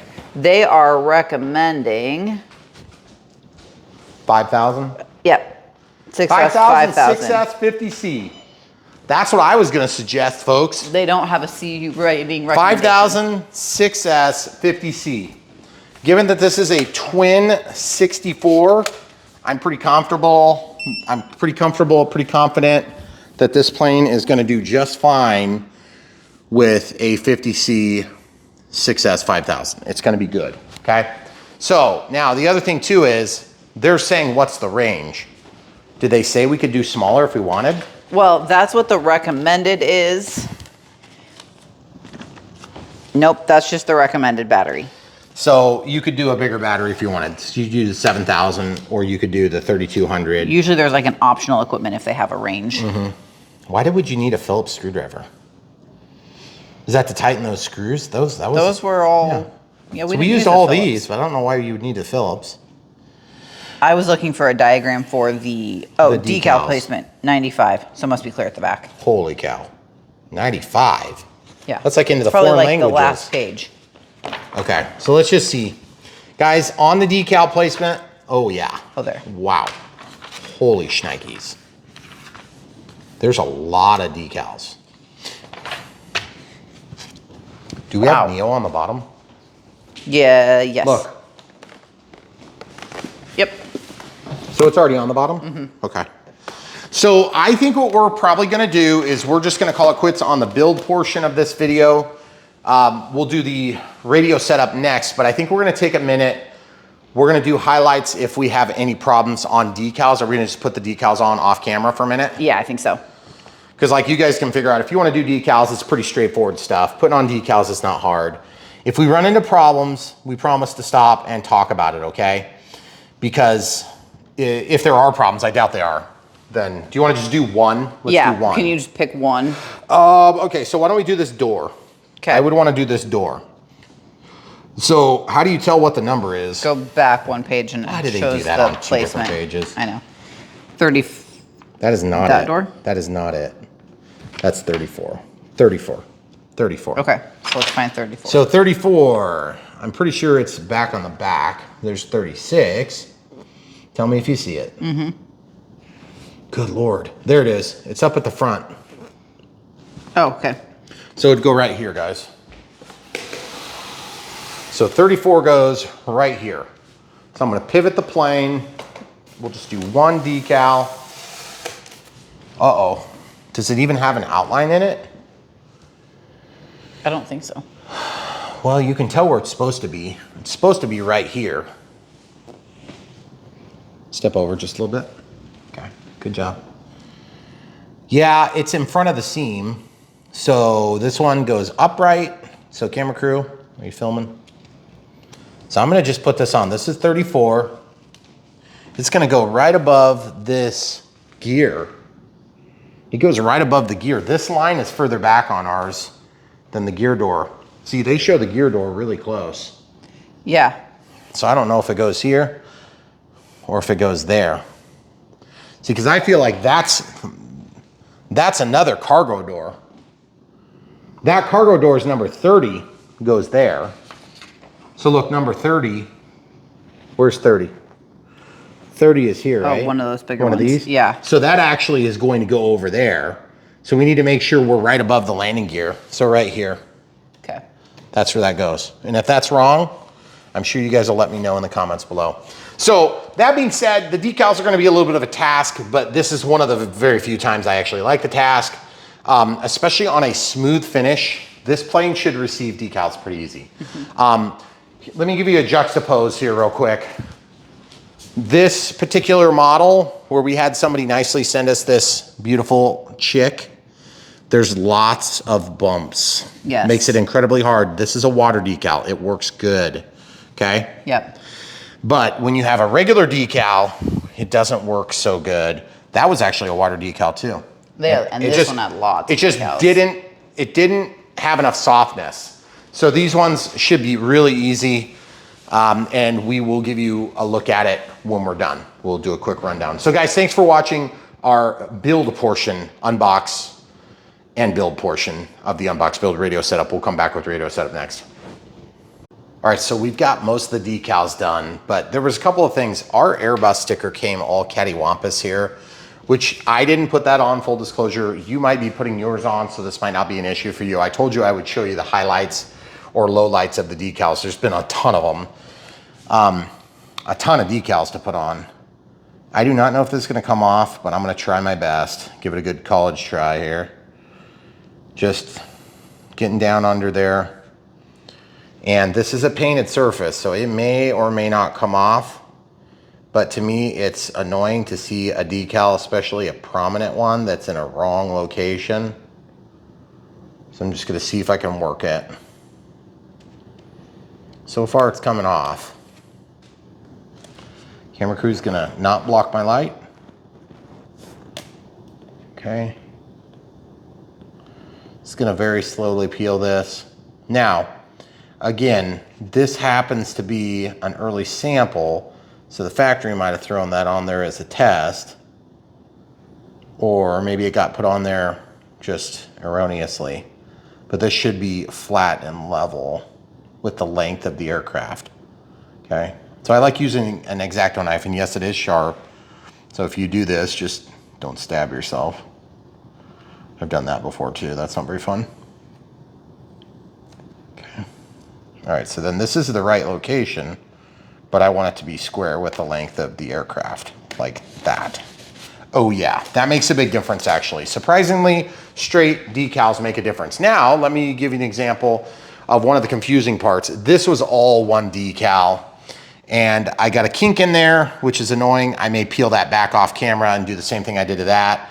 But otherwise, this Pratt & Whitney thing I said was fine, but it was all one decal. There's 1, 2, 3, 4, 5, 6, 7, 8, 9, 10, 11, 12 of these on the nacelles. A lot of decals. No grab, no grab, no grab, no grab on the strakes on both sides of both EDF modules, or in this case, on the nacelle. Lots of these like safety and little latches and stuff like that all over the place. And there was one area where we were sort of concerned. Also, I put this on and I did not do a very good job of lining that up. This one probably won't come off without peeling back the pink, the blue. But if you ever get a decal that's on an area like this of the airplane, you see how it's white in backdrop? That is a telltale sign that you can sometimes peel them off if you make a mistake. These are good decals. They're thin enough that they will mold to the shape of the aircraft, but they're thick enough to actually cover up the color behind. So I'm gonna show you if you ever have to reapply a decal. And what I like to do is I like to find a line. It's just very easy to mix up when you've got so many different lines and angles. So in this case, I want this to look like it's actually lengthwise on the plane, because that's the way it would be in real life. This is a potable water service area, okay? So I'm actually gonna go like this, and I'm gonna find the length, and then I'm gonna stick it down. And that's probably a little bit more realistic location. But that one looks better now because it's not kicked at an angle. We had these red lines. There was 2 sets of these. They showed it as number 33. And then over here, they have 33 showing it across the bottom. That's a pretty good drawing of where it goes, but there's actually 2 stickers. And then this one shows it only on one side, and it seems to be the other side. Okay, so it's very confusing. So we went online and found some pictures of a 320neo, and it showed terminations kind of up here and into this trim area, okay? So it must be something of a test fixture on one of the demo planes in real life, because it seemed like it was kind of something that wasn't on all of them, or it wasn't often installed on any of them. So right here, you can see what I did. I had a little bit of an overlap, and I did kind of a piss poor job on this side because there's a little bit of damage from where I cut the decal in half. So that drives me nuts, and I didn't line them up very well. But what I'm gonna do now is I'm gonna take this little excess, because I had to cut they came with 2 of them, and there was one that was dropped down. It was a little bit shorter. That's not the way it shows on the plane, but you can see it's dipped down here. It's a little shorter and a little shorter. So I just took and used this one, stuck it on the bottom flat, and used that as my reference. And then I was able to continue up the side, but then I had to clip these from the end of the decals, okay? So I just stuck it on another waxed back portion where I had pulled another decal from, so that it makes it easy to manipulate and get off of here. Okay, so now what I did was I wanted to get that finish there, so I just took and cut around it. Real simple like that. Then I take and apply it to my knife in this case. And if I wanted to extend this line and finish and terminate that line, then I could stick it on there. Or I'll do this one first because it'll set the stage for the height. So I did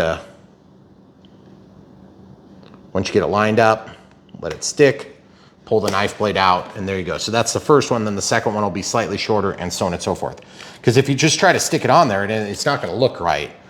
And so this one was just a really bad decal, like they didn't do a good job on it, which is unusual, or the instructions are such that it doesn't articulate how you're supposed to do it. Okay, it's unusual that we get a decal with poor instructions on an E-flite product. Okay, we've had a few where there's like a million decals to put on, like the F-16 for instance, has all the stars, and they had us installing them because the factory was, I guess, charging them a ton to put those on.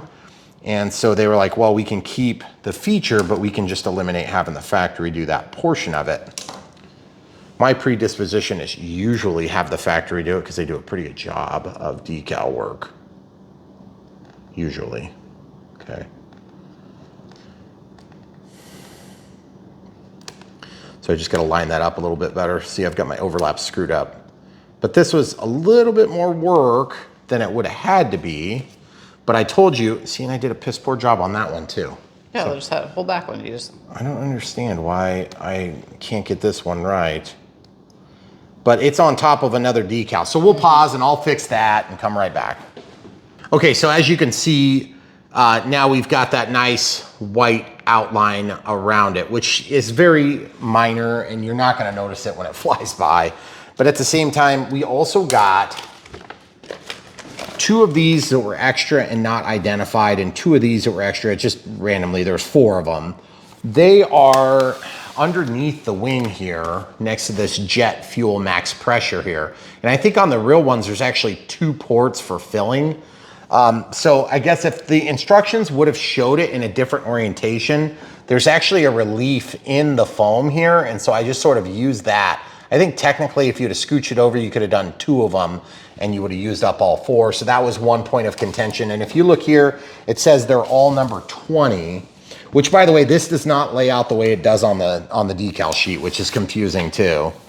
So then over here, if you look at the underside of the wing, they show sort of a detail here, which hints at it, but they're not numbered there.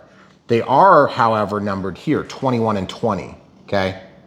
So 21 and 20. So 21 being the jet fuel pressure, yeah, 21, and then of course 20. And these are not shown to scale either, which is again, very confusing. Also, why is this on page 95 and this is on page 96? I could never explain that because in a million years, they just don't have enough room to fit it all, is my understanding, but it is quite frustrating, okay? But otherwise, I would say the decals went relatively smooth. That was what, like 3 or 4 small issues out of, it looks like close to, I mean, there's a lot of decals. Yeah. I mean, the numbers don't tell the tale because there's some duplicates and triplicates, quadruplicates, septuplicates. There's some that's like 12. Well, those little arrows, there's like 12 of those. So as far as I'm concerned, what I like to do is I will hang on to these in case I realize at some point here in the near future that there was a reason to have duplicates. Like, is there supposed to be one of these on top of the wing that I missed? And a lot of times what we'll do is we'll look at the box. Camera crew is going to turn around and show you the box. In case I miss something, then we'll be able to go back to that. Yeah. And we can find a representation somewhere. But I guess the key takeaway is that with the decals applied, it really does dress up the plane quite a bit. Now, this plane looked good before. Now it looks even better. Just keep in mind those decals are, and they do tend to be a little bit shiny up against the matte finish. For some of you, that's gonna be something that you don't wanna see. And frankly, I can't blame you, okay? But also, applying decals on airliners is sometimes challenging because of the complex shapes and the paint job that's already on there. I've noticed, for whatever reason, I've done stickers on all sorts of aircraft, and airliners seem to be challenging because they have a lot of weird things on there. All these safety warnings and things like that, and then all these arrows and no steps all over the place. And they didn't send any no steps up here, which I thought was weird. They have no grab, but no step. There is no step up here. And the no steps would definitely be on the top of the wing. So just kind of a strange set of circumstances. Oh, and one more weird thing. This says, what does that say? Read that. Warning, keep out of hazard area. We put that also here because it was unlabeled. Yes. There was no number. Yep. So I just put it on the inside of the nacelle about the same height, because keep in mind, on a 319, this engine sits pretty low to the ground. So right there is where I put the singular. Yep. And I put the other singular over here. So it's sort of obstructed from normal view anyway, but I figured I'd kill 2 birds with 1 stone. Now, one of my most awesome and annoying stickers is right here. Why is this awesome? Because it's gonna look sweet when it spins. Why is it annoying? Because it's probably gonna come off of there. And my fear is it's gonna go in there and break something or throw it out of balance really bad. But the idea is the least movement part is right at the center, okay? So if you get it off center at all, it's gonna go. If it's centered, it might stay. But I wish that that decal would have been designed like a even pedal that would wrap the front. From a technical standpoint, it would help to hold that on. I want to see it. It's a cool feature. It's neat, but that would have been better jigged and painted because you can't get to the screw with that where it is. Oh. So if you have to do maintenance on your EDF module, you're gonna have to destroy that sticker. But I do think it's really cool that they included that. I just think it should have been a little bit bigger, and it should have been more balanced and pedal so we can lay them down and not impact the balance of the EDF itself, okay? So those are my thoughts on the decals. Not anything to write home about. Obviously, Horizon does a good job with these planes. Generally speaking, decals are, you know, in my opinion, somewhat of an afterthought on most airplanes, so they do a good job. They get high marks from us on most circumstances. Now, we have done all the build that we can do without actually energizing this and getting ready for radio setup. So that's gonna be our next move. Radio setup, of course, is why a lot of you guys come to Brian Phillips RC. So the camera crew has kindly decided to start marking some of the start points on some of this stuff. Have you been doing that? I have been. Good. So we're gonna get our NX10. We're gonna get our now charged 5,000 milliamp 50C 6S pack, okay? We're gonna look how the plane sits to ensure our gear door and gear are going to clear in case they would open, okay? They're not going to open, but if they did, I wanna make sure they're not gonna damage themselves, okay? So my next move is I'm gonna get the battery ready to load, okay? So I'm gonna pull back on that, lift the lid, lay this aside. I'm gonna pivot the plane so it's easy to work with, and I'm gonna just look inside of here. There is Velcro, and that's pretty much it. And they used a special type of Velcro, okay? So if you look at that hook and loop, it's a different type of Velcro. than what we're used to seeing. Yeah.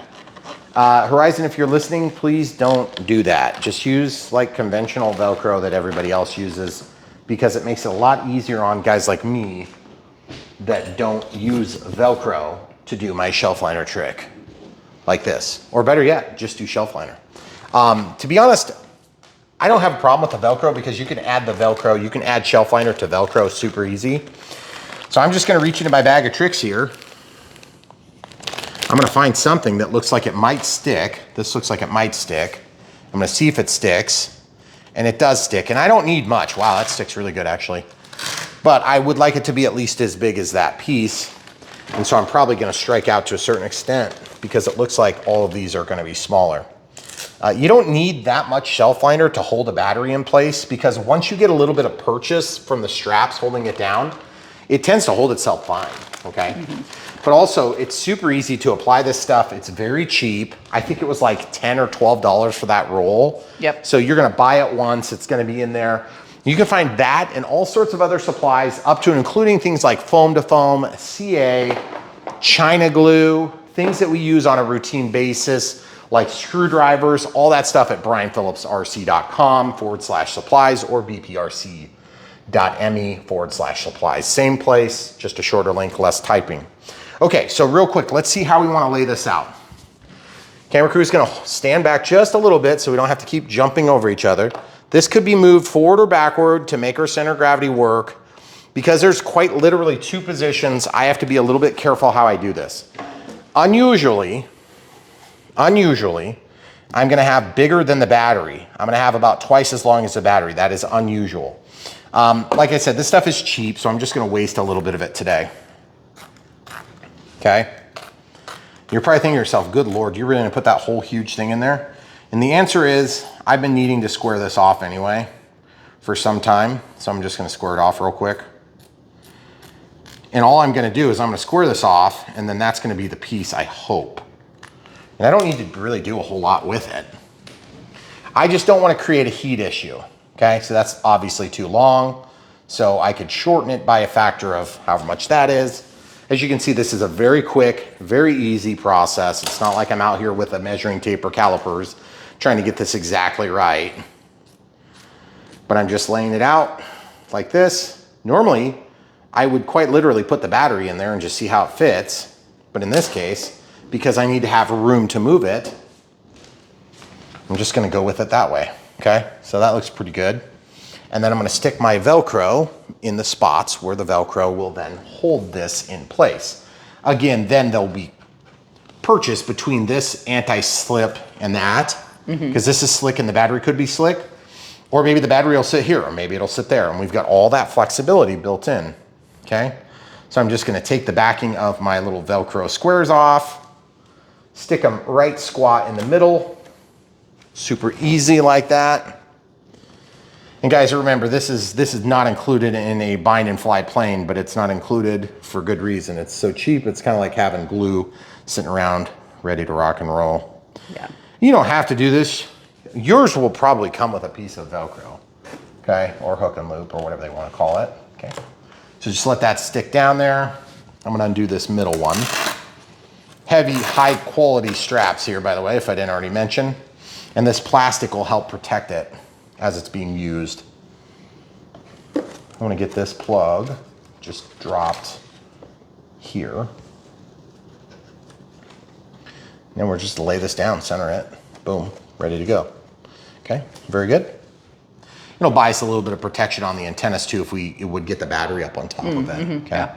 So as you can see, got a little bit of height here, and all that's gonna do is, whenever your battery goes to slide inside, it's gonna resist because you're gonna have a little bit of pressure.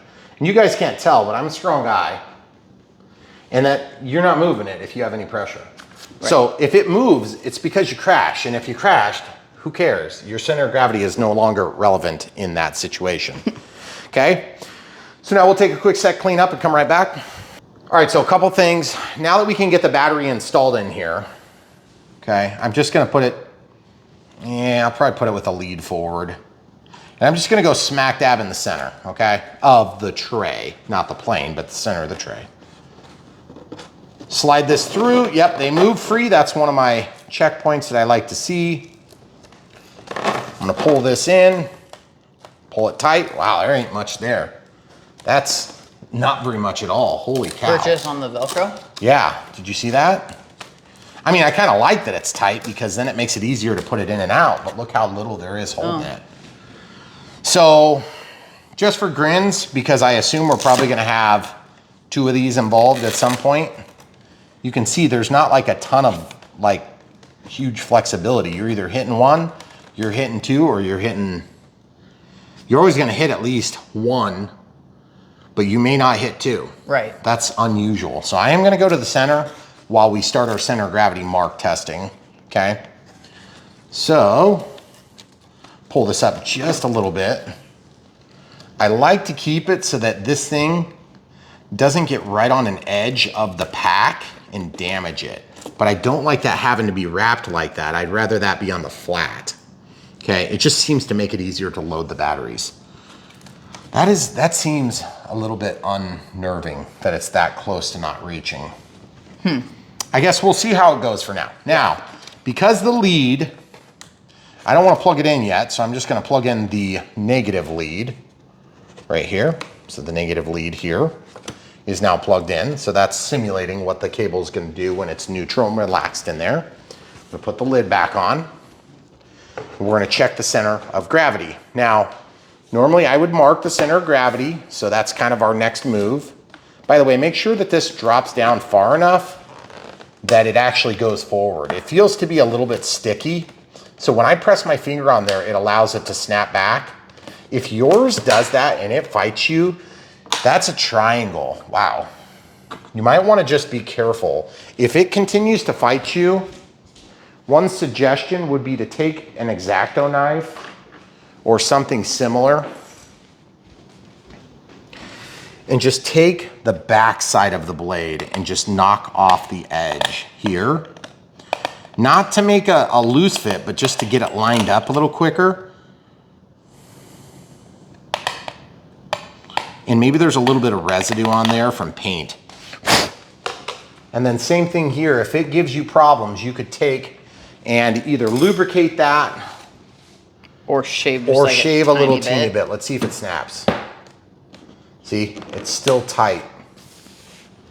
It locked better that time though. That was better. I think we'll leave it like it is now, just so as to not make, if I make too big of an adjustment, I don't want it to flop in the wind and get pulled off, okay?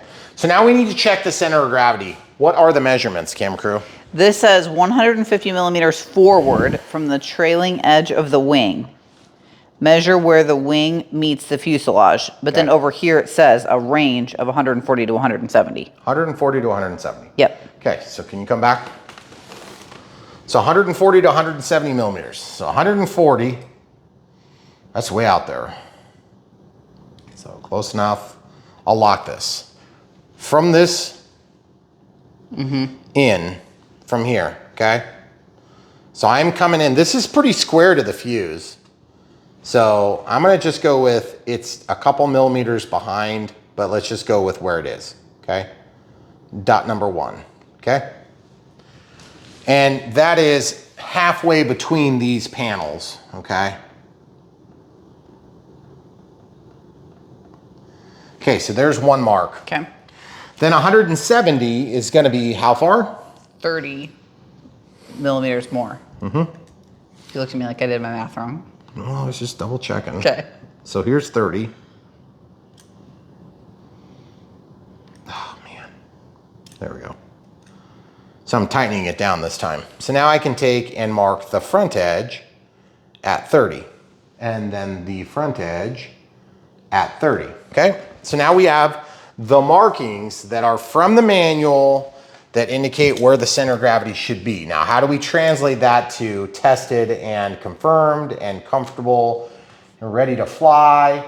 That's a good question. The next move is we have to start moving the battery. But now that it's marked, we can put away these tools.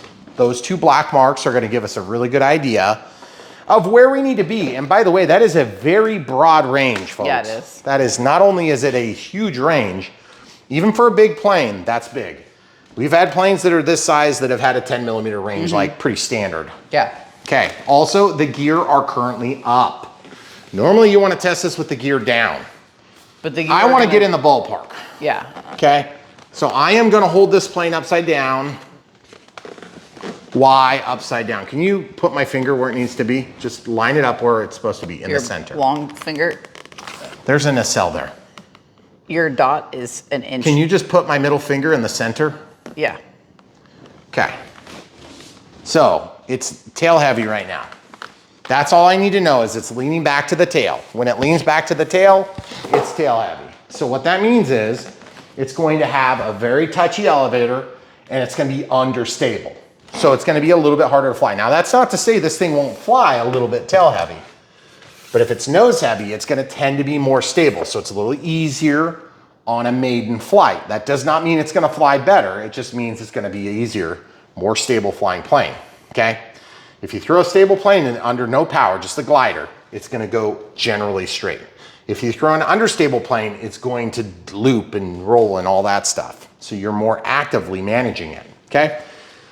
So if that's true, then what we need to do is we need to move our payload forward to try to bring the center of gravity forward to closer agree with the center of the center of gravity. Now, does that mean that we're wrong right now? No, except that I couldn't see where my fingers were. This is the range, okay? Where did you have me? I had you right, your finger was right here. Okay, so it was here. In the middle, yes. Right, if it was in the middle, then that means I would probably bring it forward just a little bit, get a little bit more nose heavy, but also because it just seems like it'd be nice to be able to get straps on the battery, okay? So we're gonna do that now. All right, so forward we go. You gotta be careful about those winglets. They're gonna rip off. Oh, all the way forward. So, all the way forward. Now I'm gonna pull this tight. And see, that's one of the problems you run into is when you're right on the edge of what you can hold. Okay? This is actually narrower here. So if I were to tighten that, it's kind of squish the battery back. But we're gonna be able to tighten it here too, so we won't have to worry about that. So I'm gonna pull this up, bring this close to the corner, because as we torque this down, it's gonna pull it up and in, okay? And then we're gonna get really good purchase. I am way more comfortable with where that is now. And I know I'm gonna do 5,000, 6S, okay? And I'm gonna make an arrow because I want the lead forward, okay? Because that's where the lead's gonna go. But I haven't designated where the marks are gonna be yet. Okay.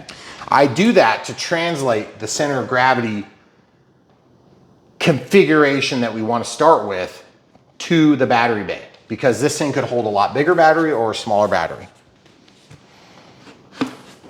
Okay, so just snapping this back on. The other thing is the only gear that's changing its position on this plane is the nose gear. Okay, the mains are sweeping out in basically the same position.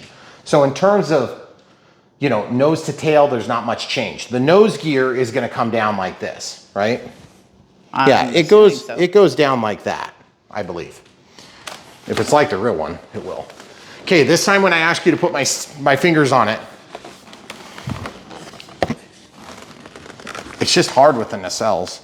Yeah. Because the plane is big. Okay, so it's now nose heavy. Can you center me? You are centered between the dots. Okay, I'm centered? Yes. Okay, so am I at the front holes still? Where am I? You're just back of the front holes. Okay, so I'm what, 25% back? Yeah, probably.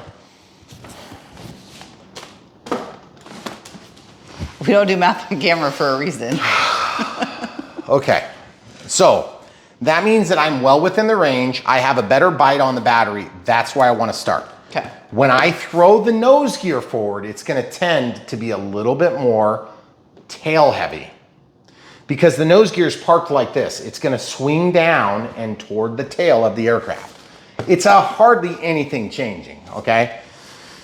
And you could think of it a couple of different ways. It's actually technically the mass and weight is mounted back here, but the mass is still part of the object here. It's kind of weird because it's mounted here and it swings down.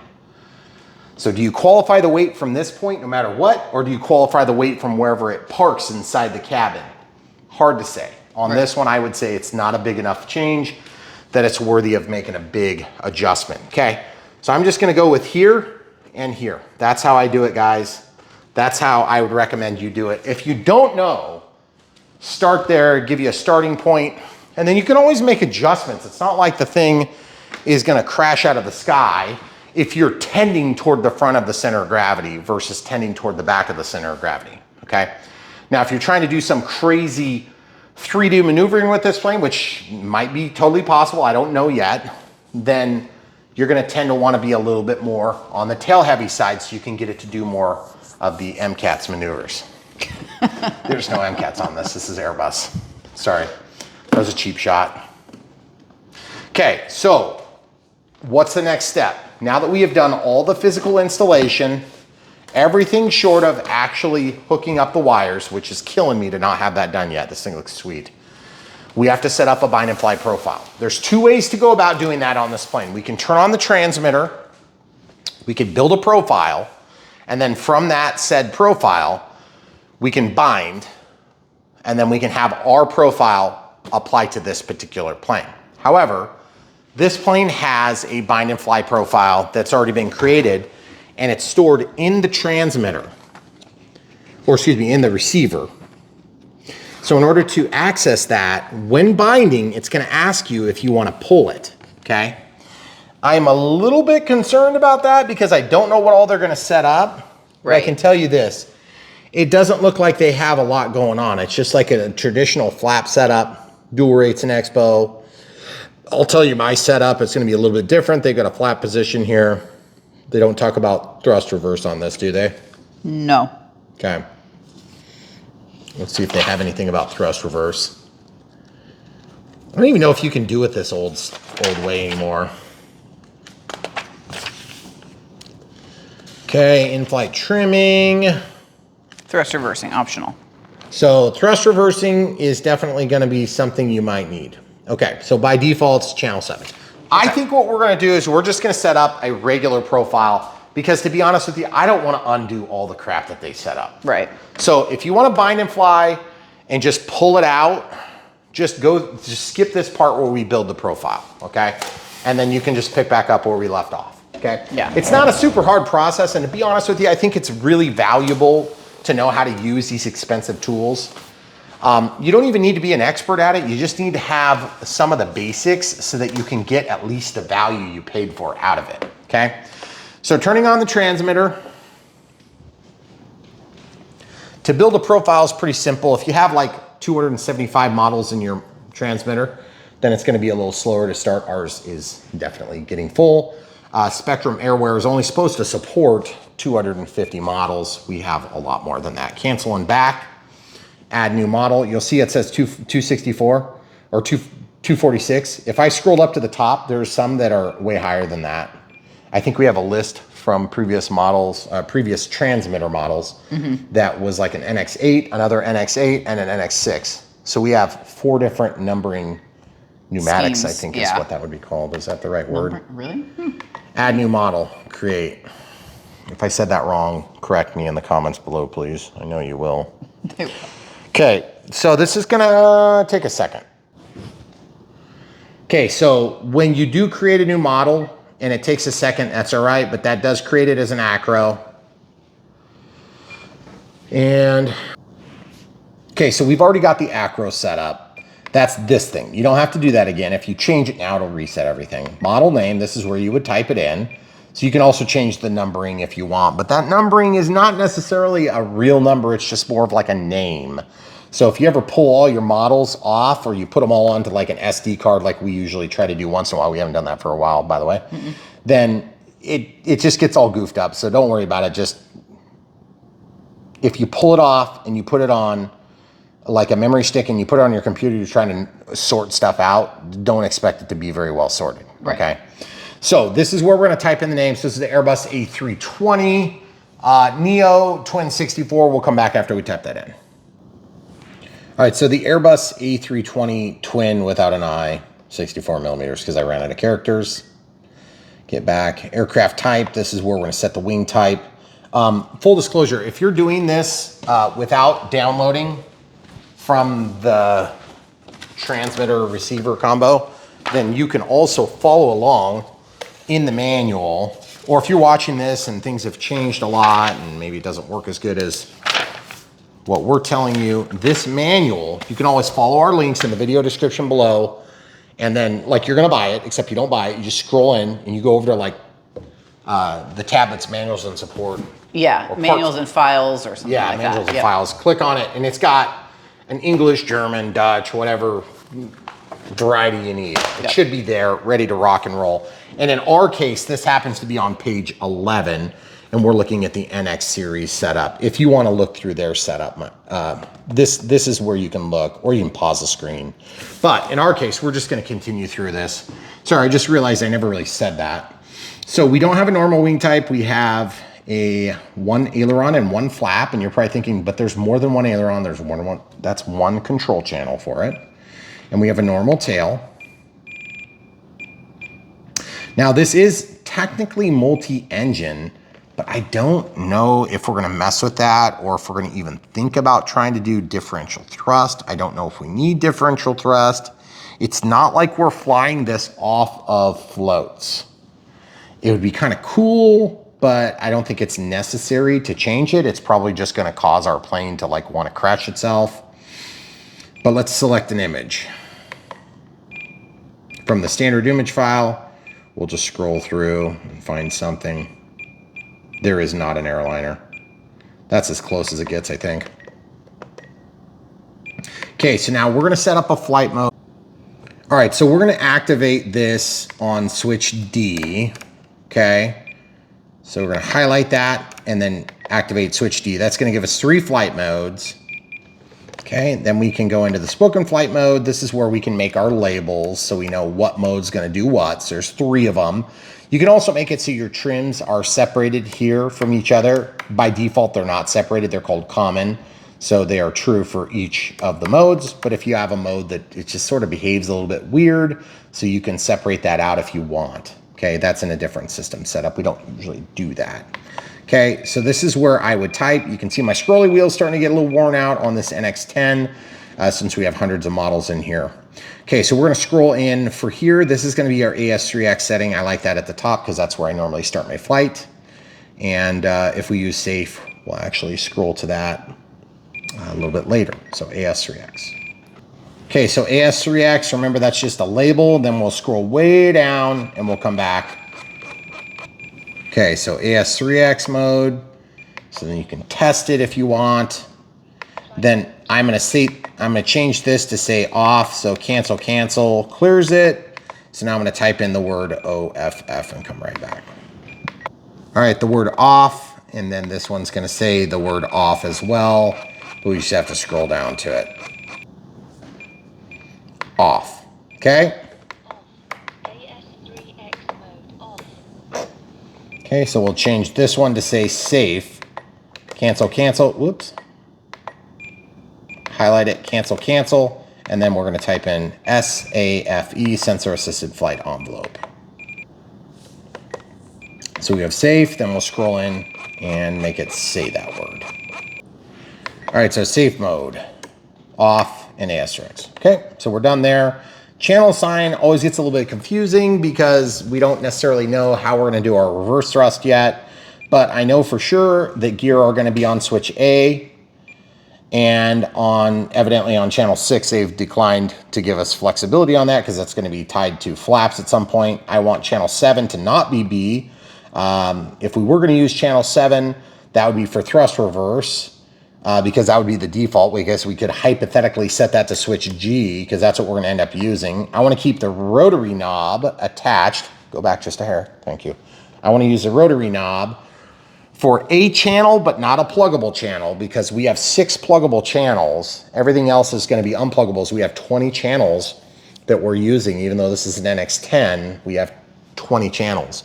And we can use all 20 channels to do different functions on this AR 637 TA, okay? So the only difference between a TA and a T is the T has a barometer, the TA doesn't.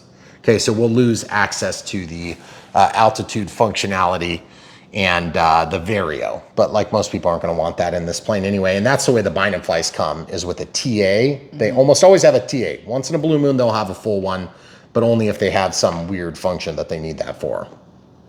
So in this case, I don't want the lower left. I want to cancel that, and I want to cancel that because it's just kind of annoying. And we can go up to a higher channel. I think it's channels 5 through 9 for thrust reverse. I think so. But if channel 7 happens to be the default, maybe it'd be smart to just use channel 7 with switch G. The other thing is, if I want to set the flaps to be operated by switch B, then I guess honestly, at some point, am I gonna have to make an assignment? Whoops, we'll cancel that. Yeah, it's kind of weird. I don't know why it says. In the flat mode, can you assign it there? Yeah, I guess, I don't know. It's weird, I don't know why it says NA. So we'll walk out of there from system setup to the regular normal setup, and you can see it says AS3X here, off or safe, okay? So now you're probably thinking to yourself, but Brian, like you're getting really deep into the weeds here. You haven't even bounded the plane. That's correct, because we're not gonna bind and override all this with the factory setup. We're gonna use our setup, okay? So because of that, I can go pretty deep into the weeds so far. So rates and expo, I can set this up, my default setting. I set it all to switch F. That's a 3-position switch. I'm gonna set 5% expo at the top. That'll be our most sensitive. Then this will be kind of where we start. We're gonna start with 10. And then this is gonna be, in case it's too touchy, we'll be able to get back to the ground by doubling. And then we'll also reduce the rates a little bit, okay? So this is where we start. If we wanna double that, we'll go here. If we wanna have that from where we started, we go here. This is more touchy. This is less touchy, and that's on the ailerons. So now what we're gonna do is we're gonna mimic that setup exactly on all 3 axes.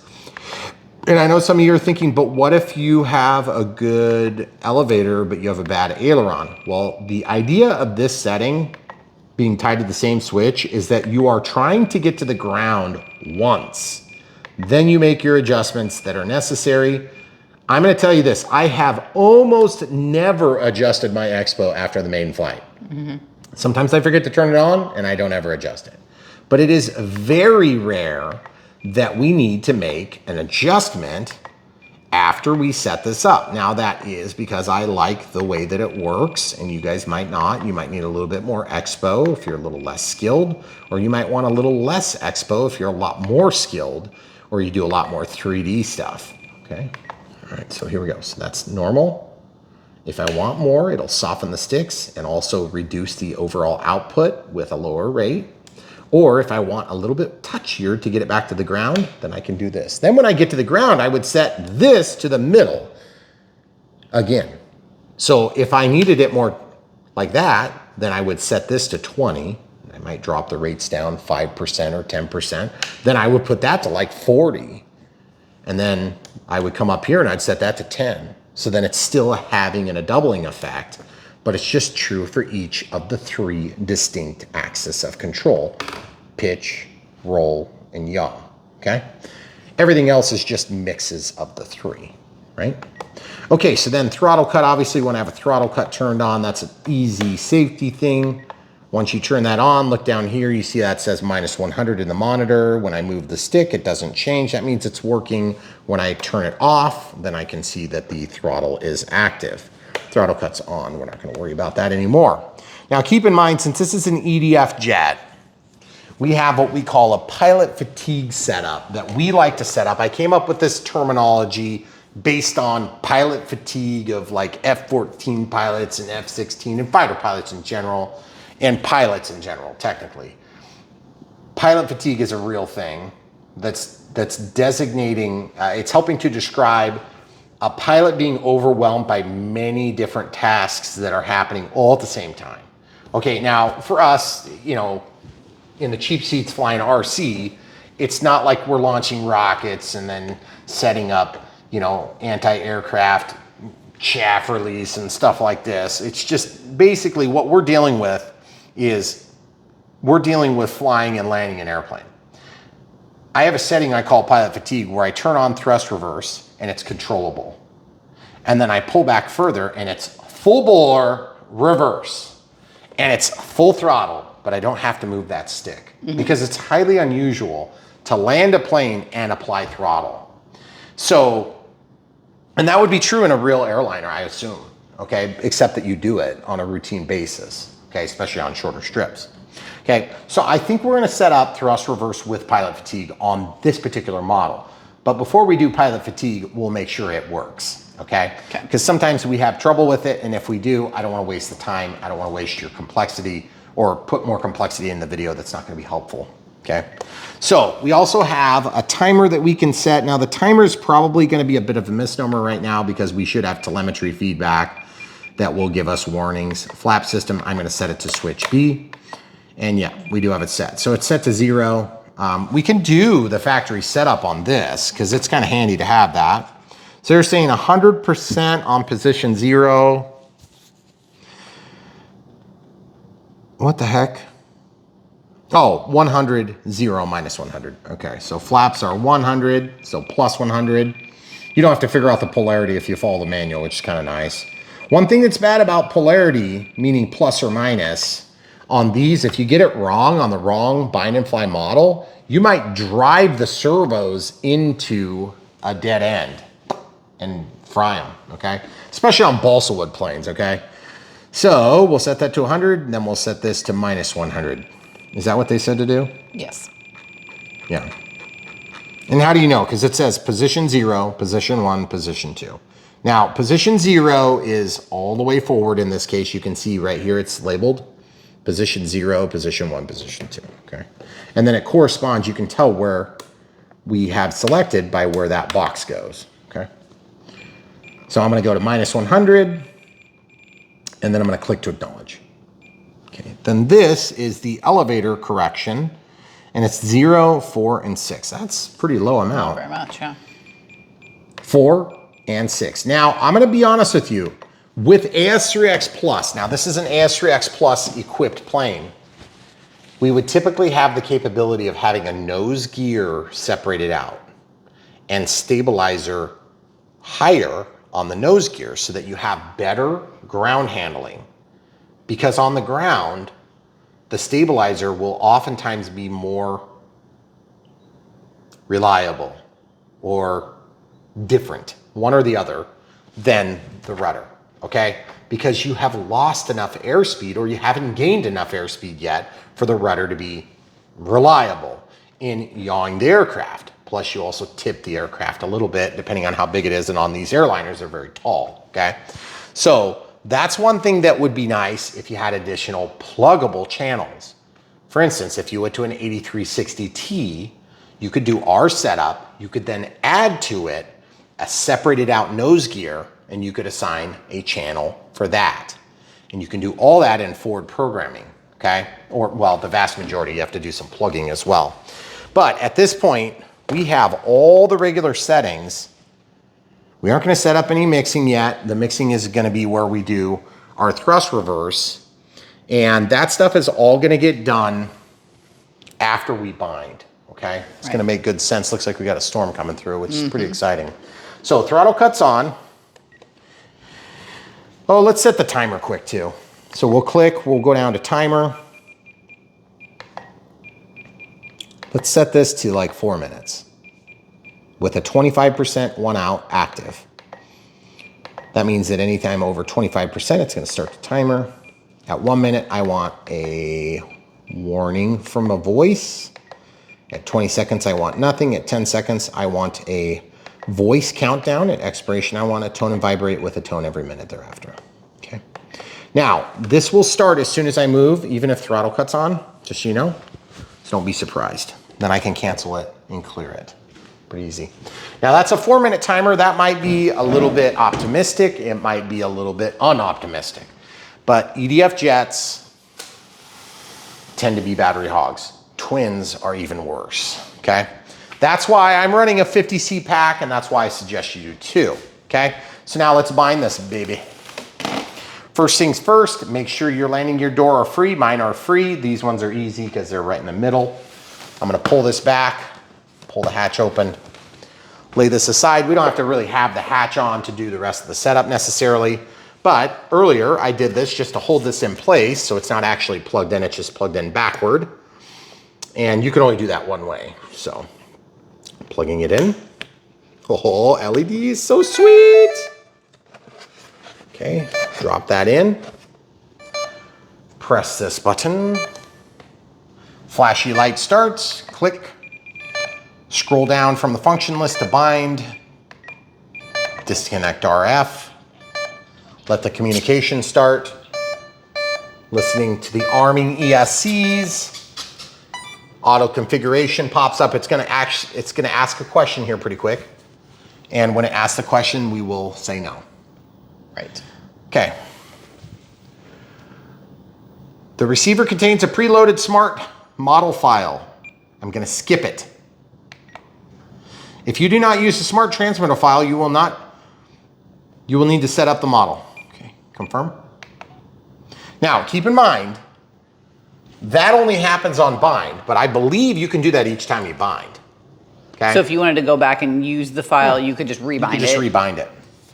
But just be prepared to answer that question correctly. Okay? I saw it, camera crew. All right, so we've got the battery in. We've got the features hopefully all set to where we can at least test everything. Okay? But we're gonna start the process by basically getting the gear out. We'll probably double check that they work. And then secondly, we're gonna double check that we have a center of gravity. But before we do that, let's just behold the flashing lights. That is so sweet. By the way, these are out of sequence from those. This is a little schizophrenic for my taste, but you definitely do have flashing lights. This is loading the circuit so that the nav light gets a dimmer. Not a big fan of that. This one is not very bright. Not a big fan of that. But the APU double light is very bright. That is going to be super helpful. In fact, having this bright, this is an auxiliary power unit exhaust, if you didn't know that. So there's another turbine engine that's back here that they use to start one of the main engines, and then one engine starts the other. And they also use it to run things like air conditioner when they're not hooked up to a ground power unit. Is there a light on the bottom? Probably. Oh, yeah, there is. It's blocked by the stand. Okay, sweet. So those ones are not in sequence, okay? Okay. So, real quick, gear coming down. Whoa, that's bad. So the gear didn't go down. So let's find out why. This gear came down and it's steering. Okay, so that gear goes. So what's going on with this one? I'm assuming it's probably disconnected inside the fuse and not disconnected on the wing because the ailerons are working. Flaps, I didn't set up the delayed release. Okay, so let's lay them back down. Let's see if we have the gear in the right position too. So that's the next move. So gear up, that's correct, okay? So now let's open this thing up and see what happened. If we can see what happened. I bet I just yanked it out somehow in the process of installation. Oh, the other thing we could do is we could take the wing off and see if we have any sort of movement of the gear. Which one was it that didn't go down? My side. Okay. Guys, look at that. Solid. Rocks. These are rock hard though. Oh, that's too bad. But I like the wheels. Oh, yeah, there. I like that they're solid. These weird vented ones are strange looking. Did we have that on another plane recently? I don't remember. I swear we just did. I can't remember what plane it was though.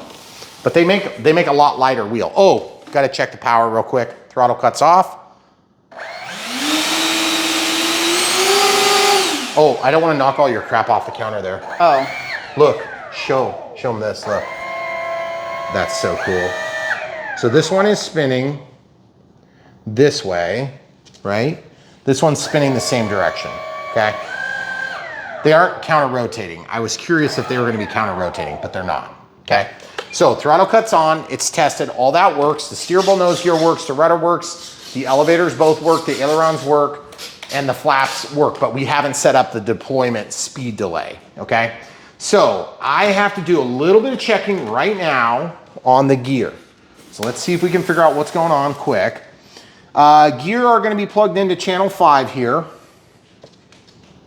So the first things first, it looks like they go in and right away they go down underneath stuff. So let's just double check we can't find something simple. I'm gonna get some forceps. Guys, if you don't have forceps are definitely a tool that you wanna have. Get the bent tip forceps. This is the one you want, like this, okay? All right, so this says RET for retracts. Those wires are very small, okay? So I just pulled that whole retract mechanism out, okay? And now that that is pulled out, thank you. And just lift this up and see if I can get that accessible. My fear is if we have something disconnected somewhere else. They're all tied together, as you can see here. Okay? Okay. So that's kind of scary. So time for the XBC battery checker. XBC battery checker, camera crew, see? Well, it's just a checker. I'm gonna plug this thing in. I'm gonna click, I'm gonna go to servo test. And I just wanna separate as many parts of the system as I can. So the negative goes away from me. On there. Before I start tearing into the wing, let's see if we can get it to go this way. Did it just go? Yep. What the heck? Are you serious? Oh, did the nose gear go? Yep. Okay, so they all went when I did that, but they didn't when I actuated it. So I'm unplugging from the XBC battery checker. Why would that change? My only fear is that if this thing has a problem with the crimp on those 3 wires, okay, because this is a trifecta splitter, okay, or it's not pressed all the way in, the brown goes down on this. I'm gonna plug it back into channel 5. Let's see if they work.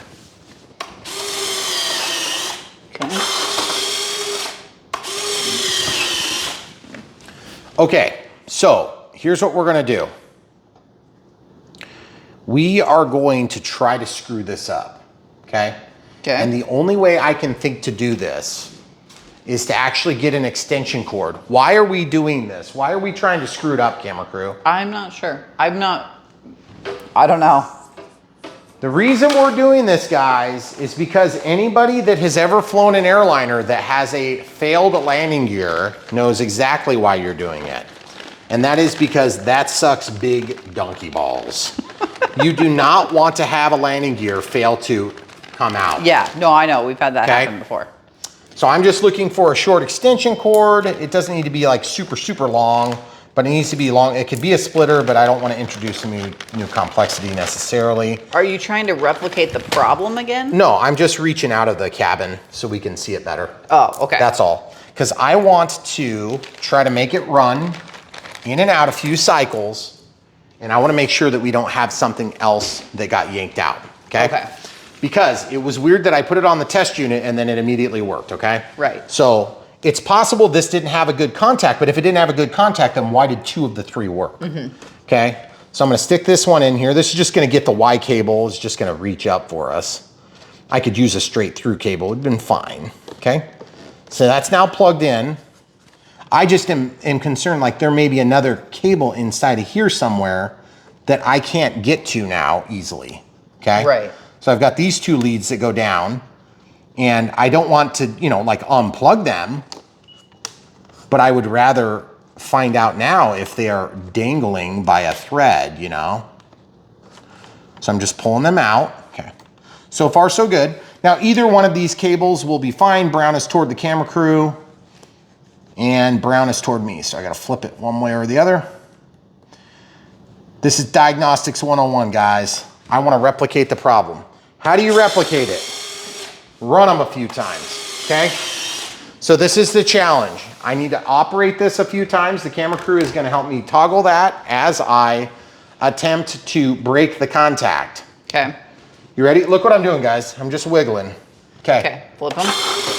Are they all actuating? All working. Do it again. All up. Okay, do it again. All down. I'm pulling the cables. Just actuate it. Nothing? Nothing. Nothing? When the gear are down, you can see into this cavity under here. Oh, I can if check. that's helpful. Okay, no, that might be helpful, thank you. Okay, so we have the Y cable reaching out only for easy figuring. We still have some more setup to do yet. And then you're gonna have to spin it. I have to be careful about the antenna. The way around. That's fine. Because I'm on the, oh, look at this, the landing gear lights. Sweet. That's so cool. So that basically just shoots down. Yeah. When they open up, there is a forward-facing landing light too. I don't even think I talked about that. No, wow, look at this, guys. Look how this is. See? Look at that. That's barely connected. That's kind of the same scenario I was talking about, folks. I don't want to find out I'm wrong, but those are like a really shallow bite. Okay? So I'm going to stuff this up in here. Up in here. Just like that. At least that gets that out of the way a little bit. And that light is just precariously glued in there, but it is glued in there. And so all that does is it just closes itself with a pressure fit. Yeah. I like simple but effective, folks. It's got to be effective if it's simple. Spring-loaded nose gear. It's pretty stiff on the spring, but that's probably what we need. I'm going to support this right now and press. Pretty stiff, but we got a little bit softer tires here. Camera crew, you were talking about being able to see. Come back over where you were. Yep. So, if you look right here, there's a handful of wires that are all conglomerating here. Okay? That one says RET right there that you're Retract. on. Yep. Okay. A little bit of glue there. These connectors are sucky. Why are we having connectors that are so like shallow? Light duty, seeming? No, it's not light duty. They're just shallow. I don't understand that. It seems like kind of an unusual build to have something like that true. Okay, so what I'm doing now, guys, is I'm just double checking, making sure I don't see something that's super obvious.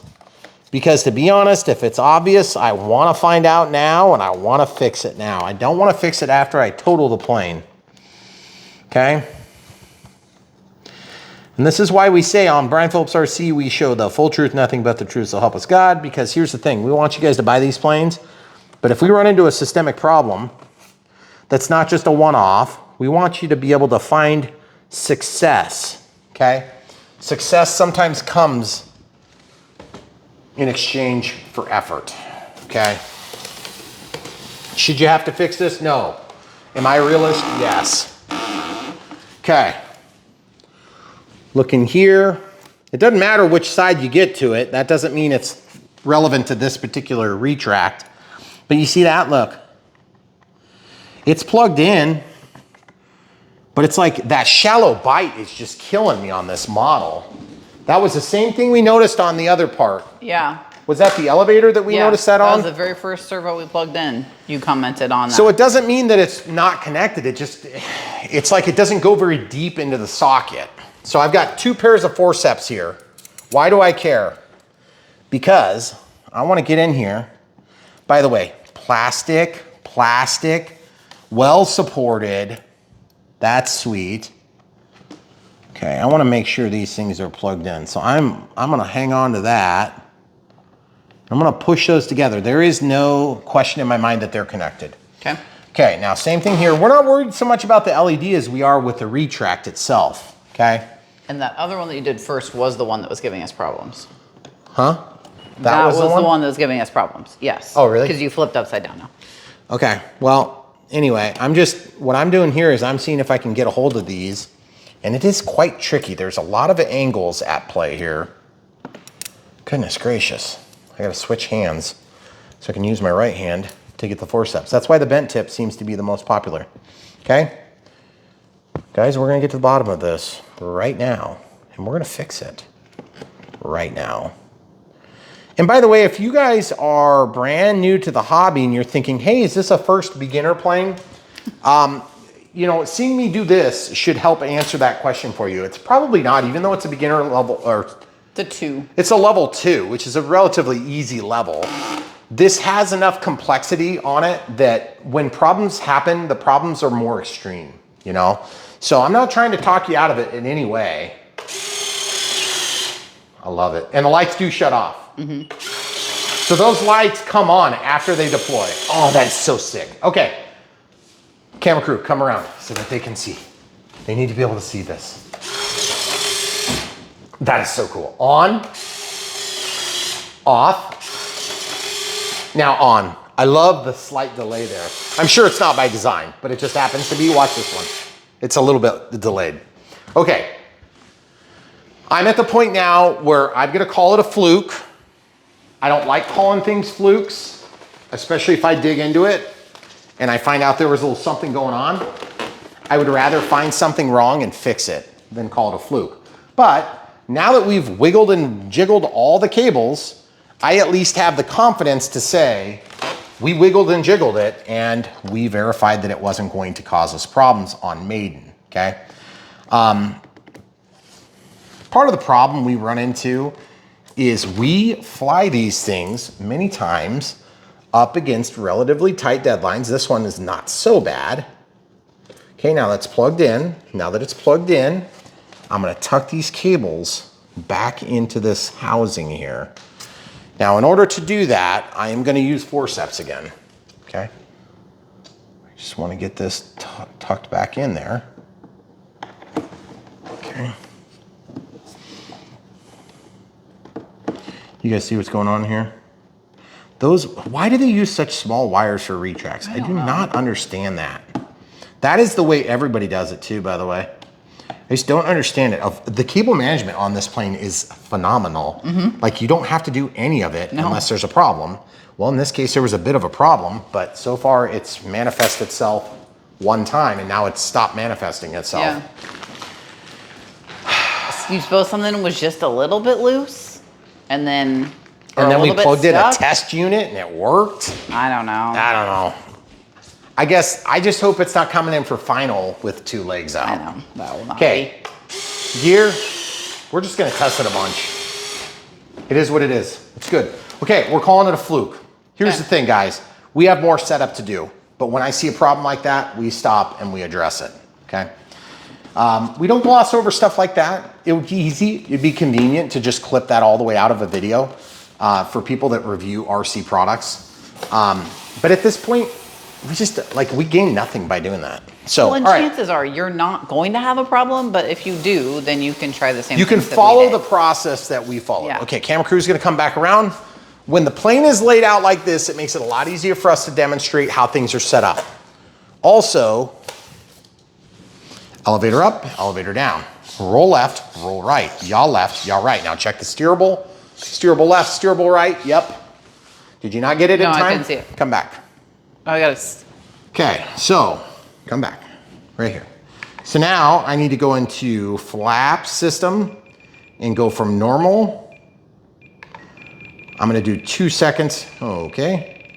How about we just do it like this?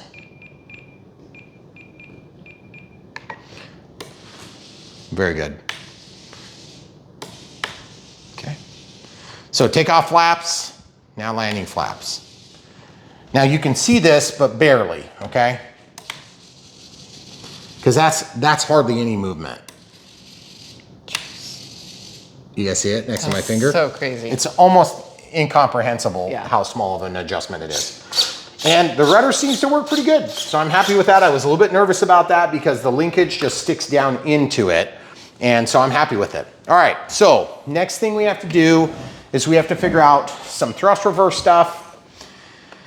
So let's see if we can do that. First things first, clear the timer, scroll all the way to the right.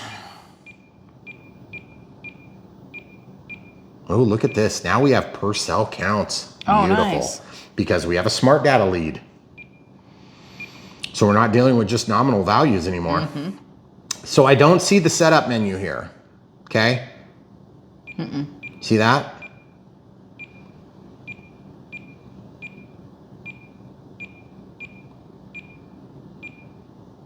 So If thrust reverse is already turned on, I'm curious if it is. So let's look at this. Why did you walk back? Monitor mode is here. Switch G is already on aux 2.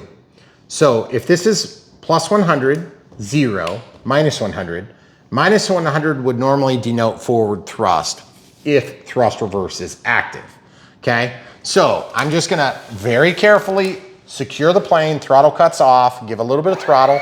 It's definitely blowing our direction. I'm gonna change it, and there is no change of state. Throttle cuts on, throttle sticks down. Now, I'm gonna reload the battery. Now that we have bound, it may repopulate the screen with that information. We also have to do forward programming for our setup of AS3X and safe, but I wanna see if we can figure this out quick too, okay? So pull the lead out, disconnect, let everything settle down for just a second, okay? I'm gonna leave this where it is. I'm gonna plug it back in. So it's now plugged in. You can hear the dual ESC arming.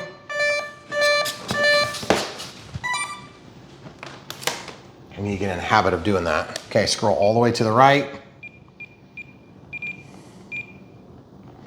That's all the way over. I'm gonna go all the way to the left and looking for the serial controls. I'm just gonna go through each of the menus. I'm not seeing any of them. So there's a serial control that allows us to actually set up the smart controller, okay? The smart ESC. This one, the Avian ESC. This one doesn't populate the menu. So what that means for me is if I want to use thrust reverse, I am going to have to plug into that little port down there, which sucks. Yeah. Because now I have to dig out my battery and try to figure a way to do it. So we're going to unplug this. I'm getting alarms. Okay. Cancel, cancel. Go down to telemetry. I don't know if it's going to let me set this now. Smart battery. I do not want a startup warning for under or over or imbalance. Okay, but what I do want is a smart ESC. The low voltage at 3.4. I want a voice, and I want warning reports, let's say every 15 seconds, okay? So in the event of a warning, it will update me every 15 seconds. That's a lot less obnoxious than your battery wasn't fully charged, don't take off. Although a lot of people like that. I just don't particularly care for it. It drives me nuts. Well, do we need to read the little thrust reverse section now that we're to that What point? thrust reverse section? In the manual. Really? There's a whole section? Yes. Okay. Do you want? All right, so we just found something out. It's saying that it won't load the menu structure if it's set to safe. Okay? We have not activated safe. Okay? Right. So I'm not sure if it's activated yet, but before we start digging under this to get to that plug that's underneath this crap, yep, and setting up with a programming tool, we're gonna make sure that we're at a safe, which means that we're basically going to go through forward programming first. Yep. That does not necessarily mean that you will have to do the same.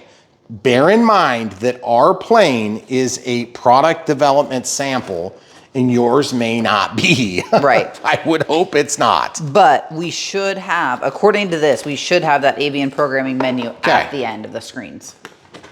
The battery's plugged in. I have never seen that true. No.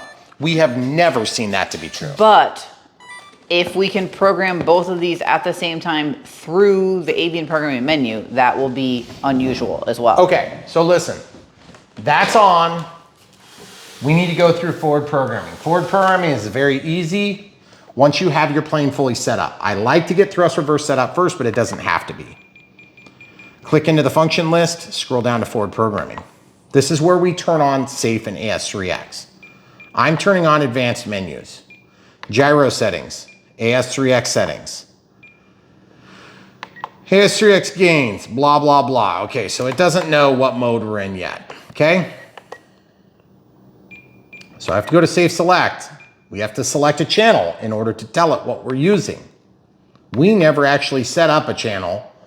We only have a switch. So what I'm gonna do is I'm gonna move this and it doesn't automatically populate. Well, you know why? Because it's not a channel, it's flight mode. So you can scroll over, and if it doesn't give us flight mode, then I have to make an assignment. See? See how it says gear, flap, aux 2, all these auxes, okay? So I'm gonna inhibit that. Now I'm gonna turn safe on. Then I'm gonna see if it lets me do anything else different. And it doesn't. Okay, so in that case, what I need to do is I need to basically make a decision from system setup, disconnect RF, the plane is on, it's safe, we didn't have throttle engage or anything, so we should be fine. I'm gonna go to channel assign, and I need to make an assignment for a channel that's gonna be tied into switch D, okay? Or that's tied to our flight mode, okay? So channel assign, we got all these channels we can use, it doesn't matter. I'm just gonna pick one up here that isn't being used, channel 10. Let's go for 10. There's nothing magical about channel 10. You could control it with D, or you could scroll this back to flight mode. Now watch this. That is now tied to this switch because this switch is called out to the flight modes, and then that is also on aux, whatever that would be. So which one's aux 1? That's aux 1, aux 2, aux 3, aux 4. No, it'd be 5. Channel 6 is aux 1. Aux 1, aux 2, aux 3, aux 4, aux 5. Okay, so now we can walk back out, jump back into the menu, the forward programming. Once we get this thing to populate, click, go into function list, scroll down to forward programming, gyro settings, save select. We got to get it so it can turn on. It's on aux 15 for some reason. That's incorrect. We want that to be aux 5. Or, see now, look, it automatically populated a different value. You know why? Safe mode off. That's just an audio event. Don't be tricked. It is still not switching. Ah, dang it, I lost connection. That can happen, by the way. Don't freak out. It's not unusual. Okay, remember, this is just a transceiver right now. You can lose connection once in a while. So save select. So it stayed on what it was. So is that not aux 5? Can you select flight mode now? Probably not. Should be the first one. No, it should be the one to the left. Yep. See, it doesn't have it there. But you can hear it changing. So there's... See how it's aux 6 is evidently tied to something that's working because I can hear it jumping. It should be aux 5, according to you. You want to know how we can test that theory? Let's go to monitor. Watch this. Off. Safe mode off. AS. I can hear it jumping. I can too. But it didn't change the flight mode. So in forward programming, if we go to gyro settings, AS3X settings, AS3X gains, flight mode 1, flight mode 2, flight mode 3. It is waking it up. Okay, so we did get it correct. By the way, these are the different settings that are set by default from the factory. AS3X mode. And we're obviously not in the correct orientation on the switch. Right. Okay. So what I want to do is I want to go back. I want to go back again. I want to go to safe select setup. I want safe to be on, but I want safe to be on in this setting. This setting is where I want it to be on. You see how it says AS3X on? And you see how it says safe is off. So I need to flip the direction of this switch. And you're like, good God, Brian, you have a switch calling out a flap mode, which is calling out auxiliary 5, which is calling out the, yep, that's right. Yep. Okay, so now we can go click servo setup now. We can travel and reverse aux 5. Or another way you can do it, which I already did it, so you wouldn't want to do both because it'll actually undermine your effort. You can also do it like this. You can go over to flight mode here and change it as well. I'm not going to mess with that because I already changed it. So now when I go into forward programming, you'll be able to see the events happening in time and space. Gyro settings. AS3X gains. See how it says flight mode 1? Off. It's not off. AS3X. But AS3X is on. Okay, so let's get off set up. How do we do that? We do that in safe select. So in this mode, I want safe to be off because that's AS3X. Watch this. Off. So AS3X mode. Off. okay. Safe mode. Connection failed. Forward programming again. Gyro settings. Save settings. Okay, so on this setting, we have AS3X on. Then we have this off. Then we want safe on. Look, and that will also lock AS3X on. To have safe in AS3X, then we have nothing, also known as off, and then we have AS3X.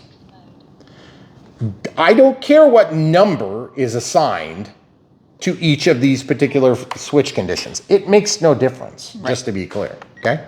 We just need a change of condition that corresponds to what we have labeled here. Safe is on. Safe is off. AS3X mode. Okay, now hypothetically, we're in AS3X mode.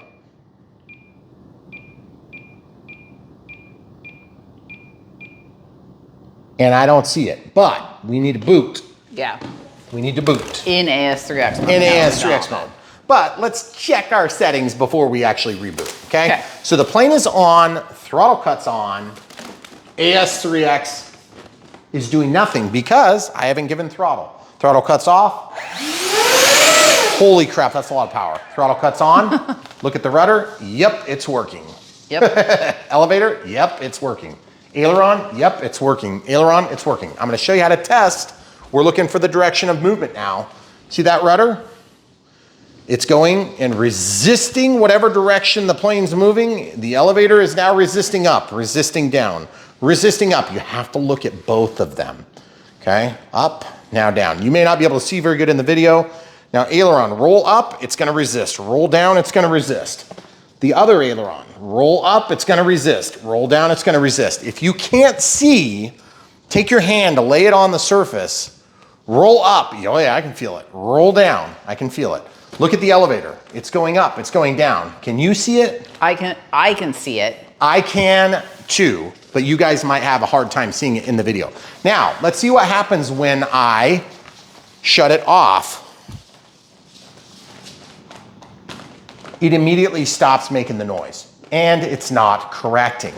I'm gonna show you live before and after. Okay, moving, now it's on. You guys see that? Okay, now go to safe. It's gonna look a lot the same, but look at the elevator. The elevator is trying to get that plane level. It's trying desperately to come out of a dive, okay? Now look, it's desperately trying to come out of a climb. Now, how else can you tell? Look at the ailerons when you flip it on its back. It's trying to find the quickest route to level. Okay, so very good. So we know safe is working. We know AS3X is working. We know that it's correcting in the correct direction. And we know that the gear all work by some mystery of science. Okay? And the flaps are working. So what do we know? With all those circumstances true, the center of gravity set, and everything with the exception of thrust reverse and pilot fatigue, this plane is set up and ready to fly. Just in time for a thunderstorm. Yeah. As usual. Okay, so all the surfaces are moving, steerable's working, throttle cuts off, thrust is working, flaps are working. This plane is ready to fly, except we're gonna do one more thing. We're gonna make sure we're in AS3X, which we are. Throttle cuts on. We're gonna pull this off. We're gonna unplug this and plug it back in. We're gonna let it boot in AS3X. Now that forward programming is done, there will be no excuse. I am not optimistic that this is going to work. I agree with your I have optimistic. a 5% chance this is gonna work. If it does, that'd be great. You gotta let it boot though. Do I? Yeah, no, It's not gonna work. no. But it's taking a minute to like populate all the battery stuff. I don't know, try it now. Okay, so just to be clear, our experience has been when it doesn't populate from the avian menu, you have to use a programming apparatus. Yep. Okay? The programming apparatus looks a little something like this. Okay? This is the Smart ESC programming tool. Okay? It's not hard to use, but if you have to use it, you have to use it. And in our case, we have had to use it on a number of twins. Yep. Okay? Why? Because some of them, which one was it? We just did it not too long ago. And one of the engines would allow us to do thrust reverse and the other would not. Was it the Twin Otter? It was the Twin Otter. That's right.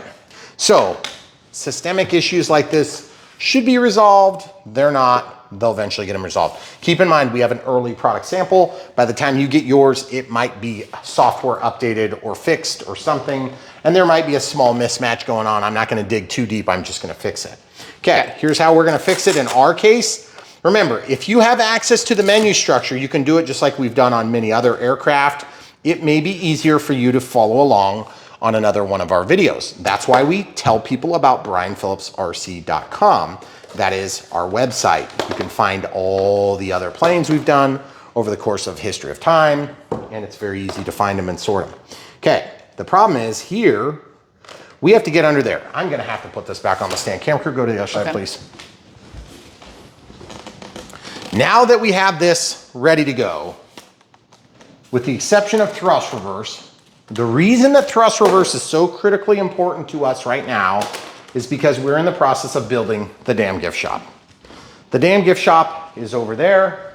It's in the process of being constructed. We have a gravel driveway that is intersecting our main driveway. Our main driveway is the main runway. The intersecting driveway is the damn runway. That is made of 3-inch clean rock. We cannot roll off onto that without destroying planes. Right. Until such a time as we either pave it or asphalt it, we're not going to be able to just overshoot the runway at all. Right. So thrust reverse is paramount for us right now. You may be in a circumstance that's similar, okay? All right, so I'm going to lift up my little whatever this is. Look at that. It ripped. The adhesive. China glue to the rescue. Yeah, I'm going to have to glue this, guys.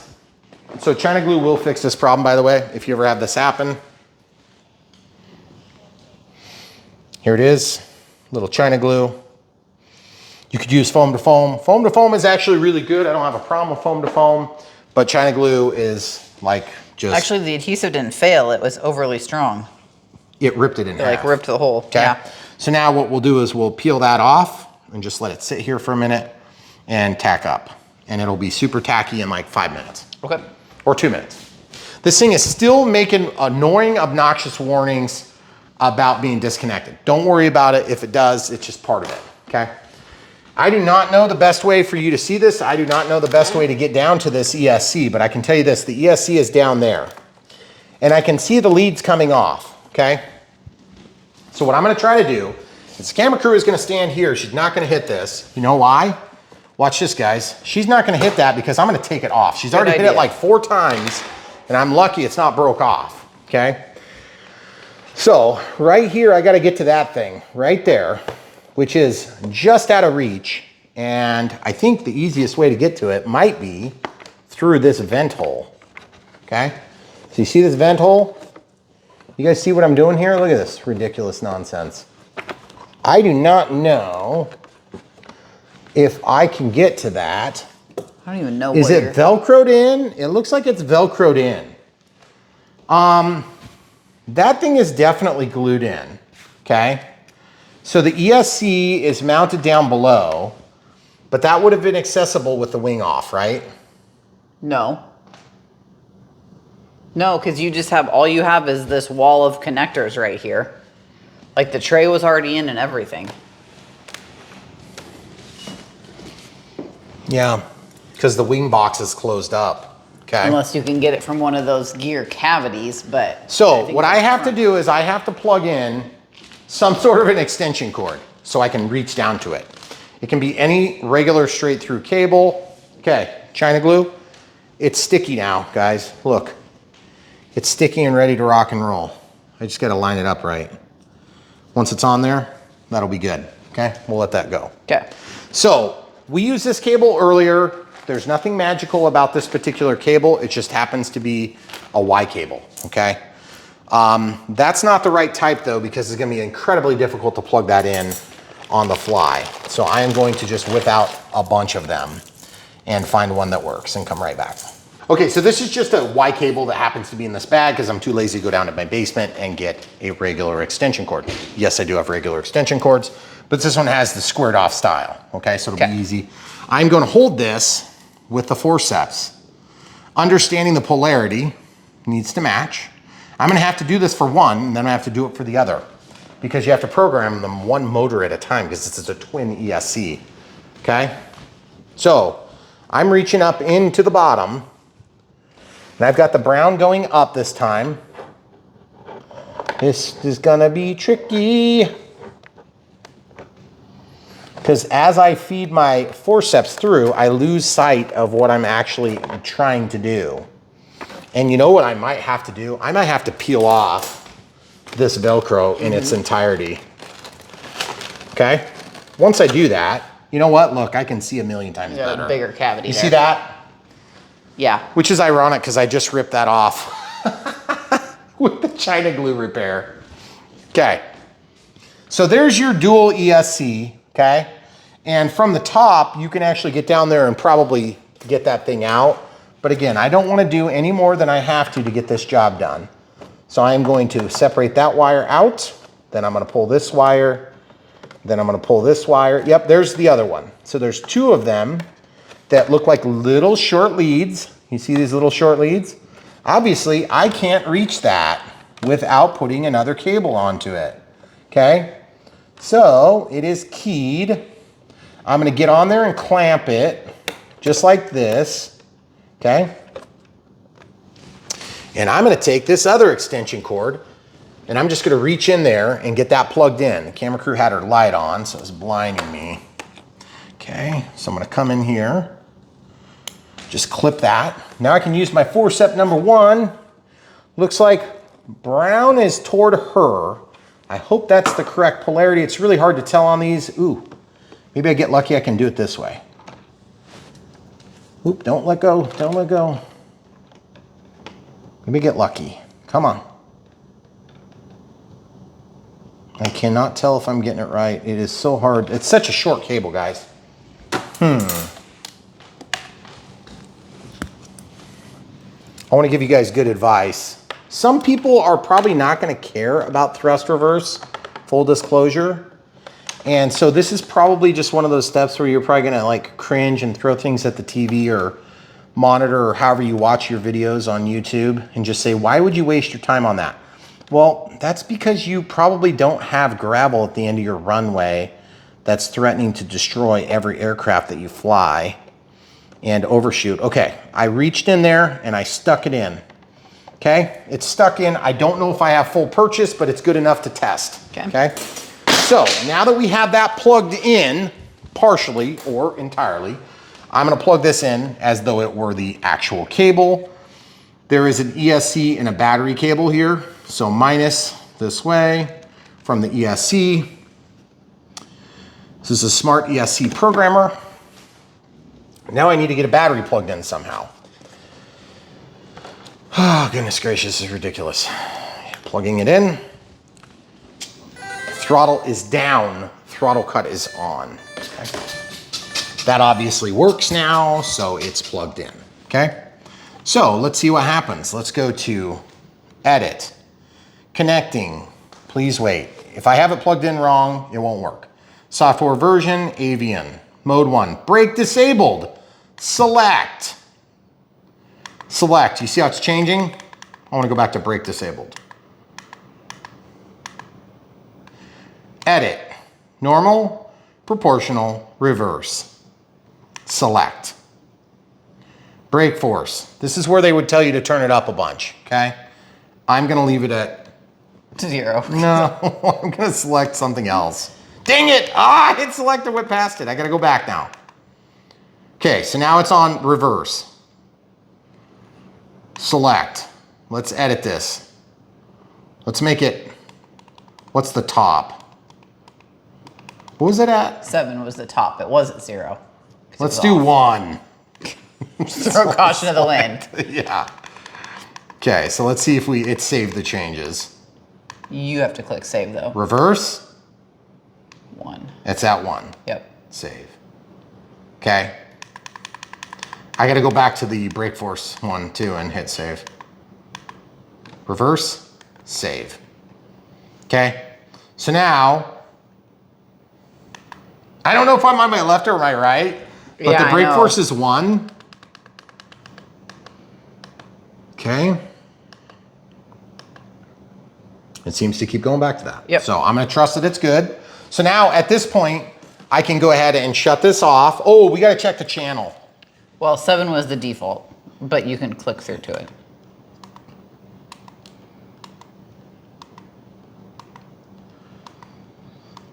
Yeah. Channel 7. Yep. So you could change that there if you want by hitting edit until you select the correct channel that you want to change. If you Channel change 7 is fine. I don't Yeah, care. that's what we fine. set it as. But you just don't want that to be the same as your AS3X versus safe setting. Okay? Yeah. That's what they're concerned about. So I'm going to go ahead and just unplug this now from here. There's no sense in having this plugged in right now. I'm going to lay that down. I'm going to disconnect this so we can get it out of the way. Okay? Then I'm going to lay this down. Now that is only one of the two.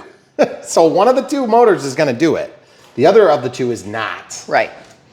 Okay, so if you did that right now, it would spin in a circle, flat spin style, okay? All right, so now I'm gonna try to grab the other one while I can get to it, and while I know that there's another one. These would normally be labeled on planes where you can get to them. So the color is extremely difficult to tell on these because there's a black and a gray, and the black must be the more negative color. Okay, so now that I've got this one held, not real securely, but I've got it held just by the corner.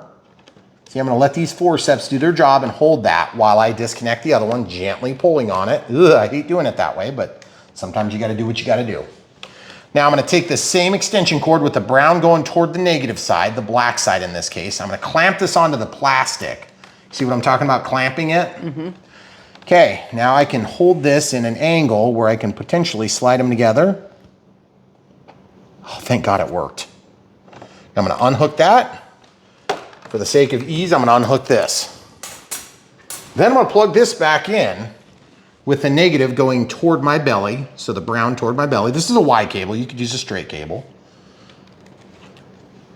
Okay, laying it down there.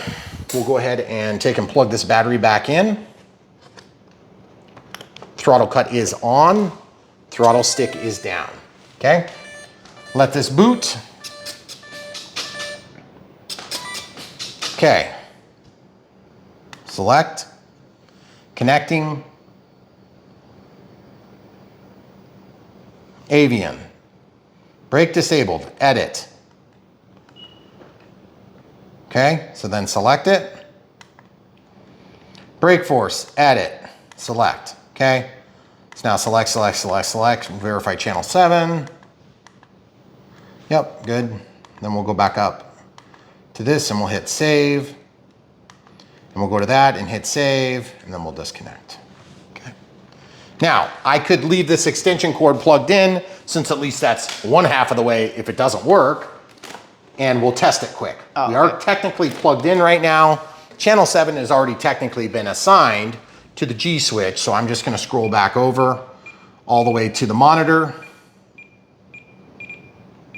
which is a ways over there now, okay? So switch G is now going from plus to minus on aux 2. So that's channel 7, channel 1, 2, 3, 4, 5, 6, 7, okay? So throttle cuts off. Want to make sure nothing's dangling. Reverse thrust, and nothing. And nothing? You want to know why? We never rebooted. Throttle cuts off Oh, yeah. or on. Rebooting. You have to reboot these. Okay, I hear two songs. Okay? Okay, so aux2 has not been configured yet properly. Throttle cuts off. Forward thrust. Yes. Forward thrust. Yes. Now watch. Reverse thrust. No, forward. Exactly. Still. Now reverse thrust. Reverse. Both and of them? reverse thrust. Okay. Okay? Throttle cuts on. Now that we know that both of them are working, I'm gonna go through the process of throttle cuts on, throttle sticks down. Look at the motors. Look, braking is on. It doesn't spin free. Okay. Braking is on, it doesn't spin free, but to the same extent. I'm comfortable with the extent to which the braking is working. I'm gonna disconnect the battery. I'm gonna go ahead and pull this lead very gently so that it comes off, okay? Now that we're done with that nonsense, you should be able to scroll over in yours, hypothetically, and do it from the screen of your transmitter. Right. And if However, if you can't get that to work, this is the backup plan and it will work, okay? And I will link to that in the video description below if you don't already have a If you don't already box. have one, it's also on the supplies tab at Yes. brianphillipsrc.com/supplies. And if you don't know how to get there by spelling my name correctly, you can also go to bprc.me. That's a short link. And then supplies is just like right up at the top of the page. It's super easy to find. Guys, here on Brian Phillips RC, we go out of our way to teach you complex and stupid things that you probably shouldn't need to do, but yet we do them in the hobby. And if you get yours and it has the avian menu on page 19, it's super easy to do. You can just do this. And it's way easier than what we just did. And you probably won't have this problem because I just about guarantee you that your firmware is updated on your ESC and mine was not. Yeah. And that's probably what happened there. And so I'm not gonna like make a big stink of it and like go all haywire on you, but it was annoying to have to go through that process because we're trying to teach you guys, our audience, how to do things. And we wanna teach you as close as humanly possible to what your real experience is gonna be. Now that means we're not gonna try to obscure and make this easier than it would be because that would be a lie, but we wanna make it as correct as it can be. Right. Because that would be the truth, okay? At the end of the day, our objective is to tell the truth so that you guys can make good decisions on whether or not you think this plane is a good plane. This plane is probably going to be one of my faves. I can already tell it's just awesome. It feels like it's got a good weight to it. It feels like it's got a good balance to it. It's got a lot of technology crammed into it. It does look like it's gonna work well. It's got a good airframe. I like Airbus airliners. Even though I probably would prefer a Boeing because I'm a Boeing guy. It's totally fine because I know Airbus is very popular. You might wanna fly yours with both sharklets. Well, hopefully I can quit being all up in its business and you can put it on. I've only hit it one time. Whatever. You scared me to death like 4 times. Okay, well that might be true. Okay, so this is down. And obviously I never do anything annoying. Never, ever in the last 5 minutes. All right, guys, this is just, when you build a plane and it takes you 2 or 3 hours to set it up to go from a box to in the air with a plane of this caliber, it seems like if you've never done this before, you would be like, that's insane. You should see our videos that are 40 hours long. Yeah. This is like a nothing project. It takes no time at all. Yeah. Just unboxing the first airliner we did probably took longer than building this. Okay, elevator up, elevator down. Roll left, or use yaw left, yaw right, roll left, roll right, take off flaps, landing flaps, steerable, everything is good, okay? Gear I'm not gonna toggle because it's on the gear right now, okay? I did not keep the rotary knob doing any gains, okay? You could hypothetically do that if you factory reset and you went to a Virgin setup. I wouldn't necessarily recommend that. You can technically do that, but if you're gonna do that, go into forward programming, copy the basic settings, start from there, and then have your gains at 1x, so that you can either go beyond what it was or lower than it was, but it will be a factor of what it was based on rotary knob. Yes. Okay, if that doesn't make sense, don't worry, you don't have to do that. All right, so thrust reverse. We have to do a digital switch setup now. This is gonna be the thrust reverse part of the setup. Switch G. In this switch forward, I want that to be minus 100, okay? Minus 100. Stop being annoying, scrolly wheel. Okay, so minus 100 is gonna be forward thrust. I know it sounds stupid, but it's true. This is gonna be reverse thrust is plus 100, okay? So it's the absolute position of the pulse width modulation is still not even fully out or fully out because spectrum goes by 150% plus or minus. So 300%, right? 100? Yes. 100 plus the overflow, and the overflow makes it 300. Yep. Okay, 150, 150, right? There are some other brands that do it with 100% absolute, 100% absolute. It just depends on the brand. Spectrum is kind of weird in the way they do that, okay? Understood? Good. So now this one's also gonna be plus 100. And you're like, well, I thought one was gonna like make the throttle full. That's pilot fatigue. We have to make a mix for that. But you want this to also be controllable until we have that mix set up, okay? So this is gonna be, now that we've got that set, throttle cuts on, throttle sticks down, nothing's gonna happen. This is gonna go to there, it's gonna go to plus 100, then it's gonna go to plus 100. Same thing. All right, so I can walk out of the menu, clear the timer, throttle cuts off. I'm gonna just show, no, get back over here. Forward thrust, reverse thrust, or excuse me, reverse thrust, controllable, still controllable, now forward thrust. Throttle cuts on. Couple things real quick about that. These Avian ESCs are very reliable at switching from forward to reverse thrust. If you do no braking, there's a higher probability that you won't always 100% get it, okay? Do a little bit of braking. The manufacturer would probably recommend like a 6 or 7 on the brake force. I like very little on EDFs. You don't get a ton of tractoring on a prop that'll slow down a plane when it comes to EDF jets because you don't have a prop, you have a very small fan. There's not much surface area, there's not much drag created. If you had a big prop like on that T-28, 16-inch prop, or whatever it is, 17 or 18-inch prop, that's a huge plate and it creates tons of drag. If you put braking on, you reduce that drag to almost nothing. So you go from like all this area to like the area of the actual fins that stick out, okay? So it's like an 85% differential in braking, physical braking, slowing down the aircraft by braking the motor.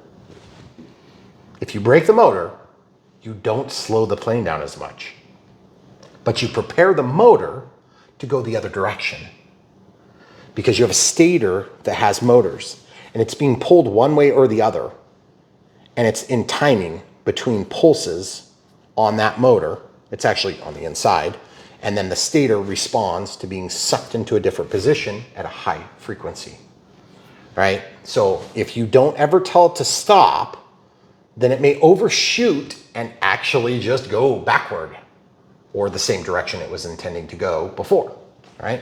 So braking is used to set up the mechanical change electrically. Have I confused you yet? All right, so here we go. All right, so here's the thing. Now that we have forward thrust, and reverse thrust, I wanna make it forward thrust, controllable reverse thrust, and then pilot fatigue.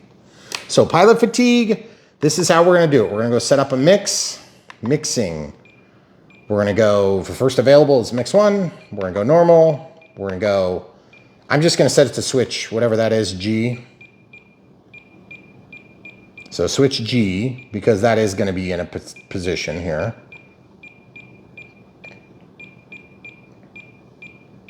Switch G is gonna be tied to throttle at a rate of something. We don't know what that is yet. I don't mess with it. I only want that to be true in this condition. So then I can go down here and disqualify it here and disqualify it here. So when G is in this position, I want G to impact throttle. I want G to impact throttle, okay? I want G when it's at, where's G? See it? When G's at 100, I want throttle to be at 100 times whatever that is.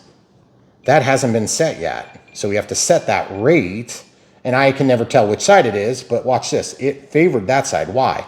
Because look, when you do a mix like this, right? Okay? Look at this. I can never tell which side it's on. You can tell because the throttle will move. Well, the problem is I got throttle cut on, so how am I supposed to do this? Well, you can either Clear, start from 0, shut off your throttle cut, secure the plane to a certain extent. Now watch, when you scroll this in, it's gonna start running the throttle. Nope. Nope. Okay, so we gotta go over to this one. There it goes. Remember, throttle is an absolute value. It's 0% to 100%. Thrust reverse is just simply saying, go that way, go this way. It's not, don't overcomplicate it. You can do that, but that's a helicopter thing, okay?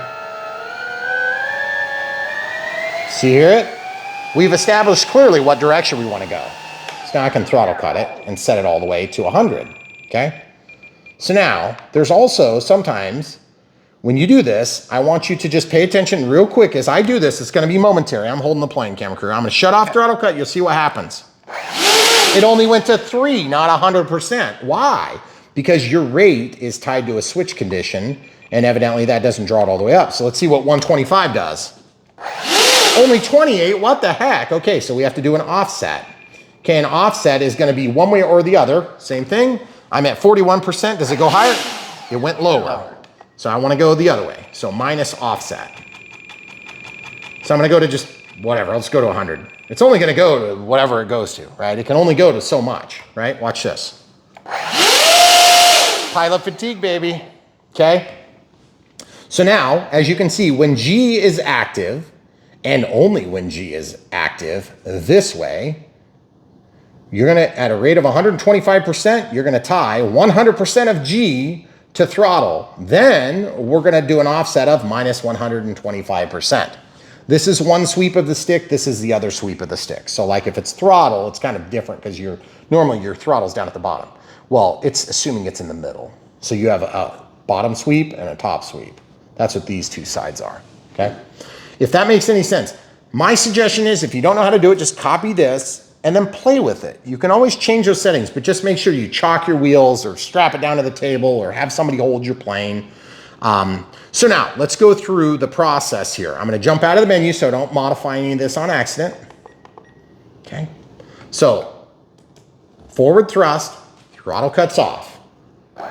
Forward thrust, just a little bit. You can see it's moving, okay?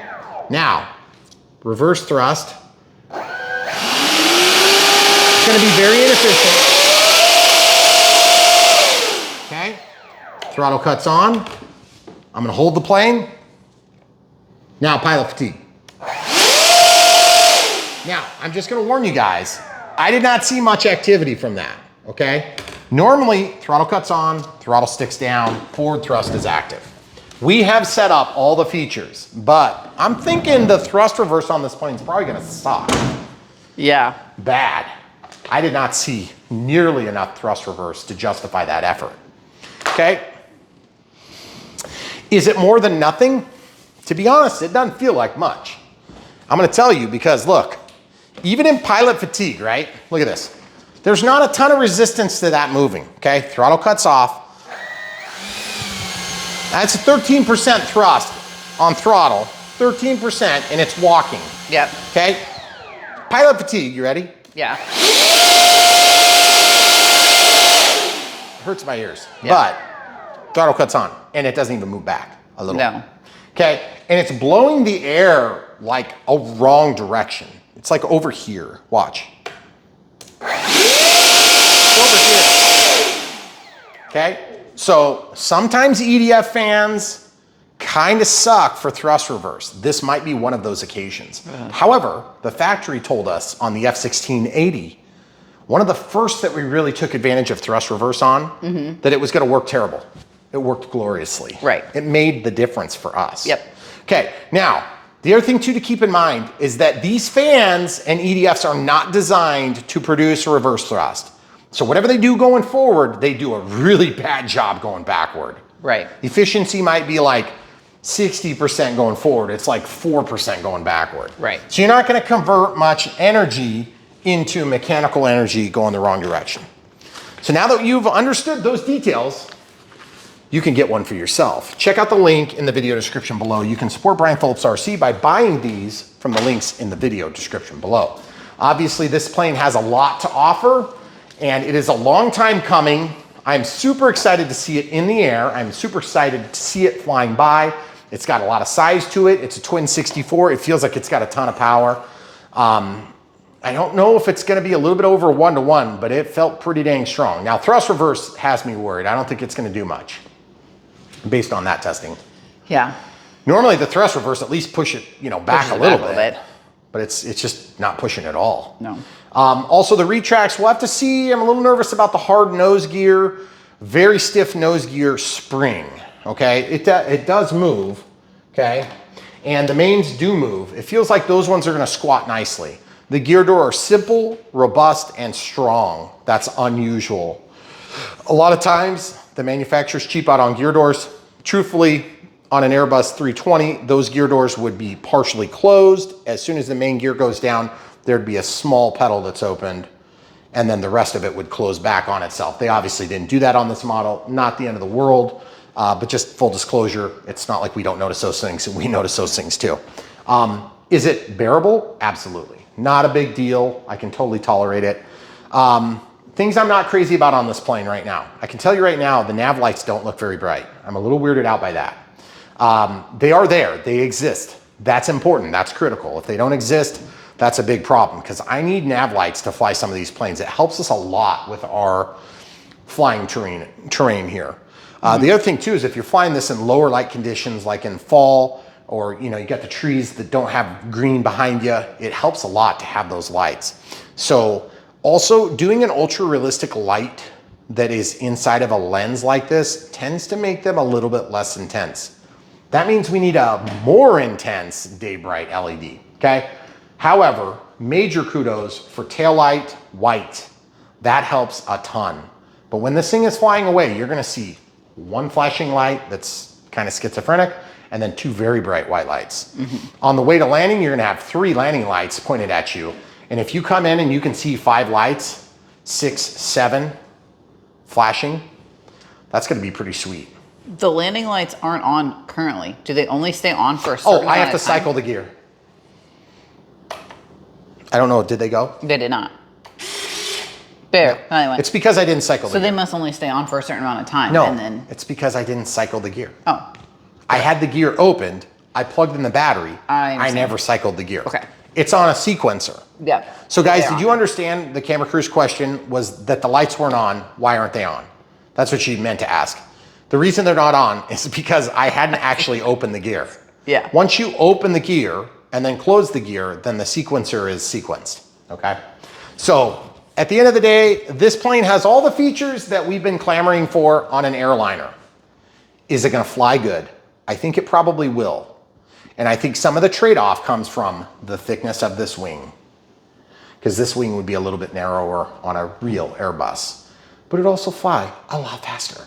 Because you gotta remember, when you're going 600 miles an hour at altitude at 40,000 feet or 45,000 feet or whatever it is, that long slender wing is fine. But when you're flying a model airplane and you try to get a kid to be able to fly it successfully, you're gonna cheat a little extra here and there to get your dimensions to make it a flyable plane, okay? Also, I'm curious how it's gonna look in the air. I really am. So, we'll see. All right, guys, that's all we got for you. Lots of information in this Unbox build radio setup. Is a little bit more detailed, longer than I wanted to make it, but that is pretty much par for the course. I'm Brian Phillips, RC. We hope we answered your questions. Like I said, if you want to support Brian Phillips, RC, and you need help in RC, you're in the right place. Stay tuned with us. We're gonna take you from the chair to the air by telling the full truth, nothing but the truth, so help us God. And the way we do that is by showing when problems happen and how to fix it, okay? Because we're not like the others where we just complain about it. We actually show how we got past it. Of course, we'll complain about it for a few minutes while we're dealing with it. But at the end of the day, I don't know why that gear didn't open. And I don't have a good explanation, but I'm hoping it stays operational. If it doesn't, we'll have some evidence to go back and learn from, okay? And we'll try to teach you guys everything we learned, because we know that everybody has limited RC budgets, both time, how much your wife will tolerate, and all those different details that go into it. It's not just a dollars and cents thing for everybody, but for a lot of us, it's gonna be a dollars and cents thing. So if you see this thing and you're like, hey, I want it, but I can't afford it, we want you to at least know, hey, if you can't afford it, it's gonna be worth it, okay? Also, if you wanna support Brian Phillips RC, one of the best things you can do is watch the videos, smash a like button, just like any other video you'd watch on YouTube. But then when you see us in the recommendations, watch them. Also recommend them to your friends, because YouTube is not gonna recommend long format videos, even though they make more advertising revenue on it. I don't understand it at all. It doesn't make sense to us. But at the end of the day, we just wanna be connected to an audience that needs the help, that wants the help, that's willing to tolerate a little bit longer video. And yes, if you're not clicking through these videos, I'm amazed. I would. So don't feel bad doing it. Also play them in 2 times if you wanna make them faster. That will help a lot, but it's still a long video at that. Okay, so 2 times speed is your ticket to success. If you want to see our videos faster and then you get to where you want, you can slow it down and you can actually go below 1x. You can play it like quarter speed and the audio stays intact, so you can hear me sound like weird drunk status. If you don't know how to do that, click the bell, or excuse me, click the gear, and you can change the playback speed right there. And it works really effectively. So hopefully we answered all your questions, guys. Other ways to support us: if you don't want to buy the planes, maybe this one's not in it for you, you don't have the cash for it right now, or you just don't have the space for it, or whatever it is, check out Brian Phillips, rc.com, or bprc.me is the short link to get there. And you can sort by type. So this would be like a general aviation airliner, also known as, this would be a low wing EDF jet. So it's going to be in a few categories. You can find it by category, or you can find it by manufacturer, so E-flite or Horizon Hobby, okay? And we've got them all sorted that way, because we have literally thousands of videos here on Brian Phillips RC on YouTube. You can find them right there, and there's thousands of good choices. We'll help you sort through them. Also, other ways to support us if you don't want to buy this particular plane would be Patreon for monthly support. Thanks for being supporters, guys. We know there's like hundreds, is it hundreds? Are we up between Patreon and YouTube members? Yes. There's hundreds. Okay, so there's hundreds of you guys supporting us on a monthly basis. Thank you for supporting us on a monthly basis. It makes a difference, and we appreciate it, okay? But remember, we're trying to reach a huge audience. We need a huge audience to make this work, okay? Then, so that's YouTube. Super thanks is another way, just one-time donations, and PayPal for one-time donations, as well as a P.O. box. If you want to send us something, let us know in advance so we know to check the P.O. box, because we don't check it often. And it looks like Mother Nature is going to clear the skies just in time for it to get dark, which is unfortunate. It'd make it for a cool video, but I don't want to take this thing off of a wet runway. Yeah, not for a maiden flight. First time. Probably not. No. So anyway, guys, 6S 5000 50C. Okay, I wouldn't go any lower than that. You can. This thing has all the smart technology. I'm hoping that yours will allow you to scroll over and set up the right and the left ESC. Remember, you're gonna have to like hold down and hold left to get into one. You're gonna have to hold down and hold right to get in the other, but you have to do it within so many seconds of plugging in the battery, okay? Then you just do the same thing we did on our programming tool, except you'll do it for each of the left and the right ESCs. And they may not say left and right, they may say 1 and 2. Right. But it doesn't matter, just whichever one it is, you're doing the same thing to both, okay? And also make sure that you pick a channel that isn't gonna be corresponding to the one that you're turning safe on and off with, okay? If you followed all our steps, you'll have it set right. Okay, guys? And then also, one last ask. If you followed by downloading the profile from the transmitter and you have a weird question, we didn't, so I'm not sure what to tell you. I'm guessing it's probably not a big deal to download from there. They're just gonna have a bunch of annoying audio events in addition to what we set up. So that's what we found in the past. Oh, and a little bit different split out dual rates in Expo, which you can do that anyway just by following our instructions. Just split them to the switches of your choice. So follow along, do the best you can. Just remember, if you're brand new to the hobby, don't overcomplicate it any more than I overcomplicate it, okay? Because if you go any deeper than what we're doing, it's gonna be really difficult to get started. We wanna give you a good chance of success and help you not become what we call a one and done, which is you buy the wrong plane, you crash it, and your wife says, you're never doing that again.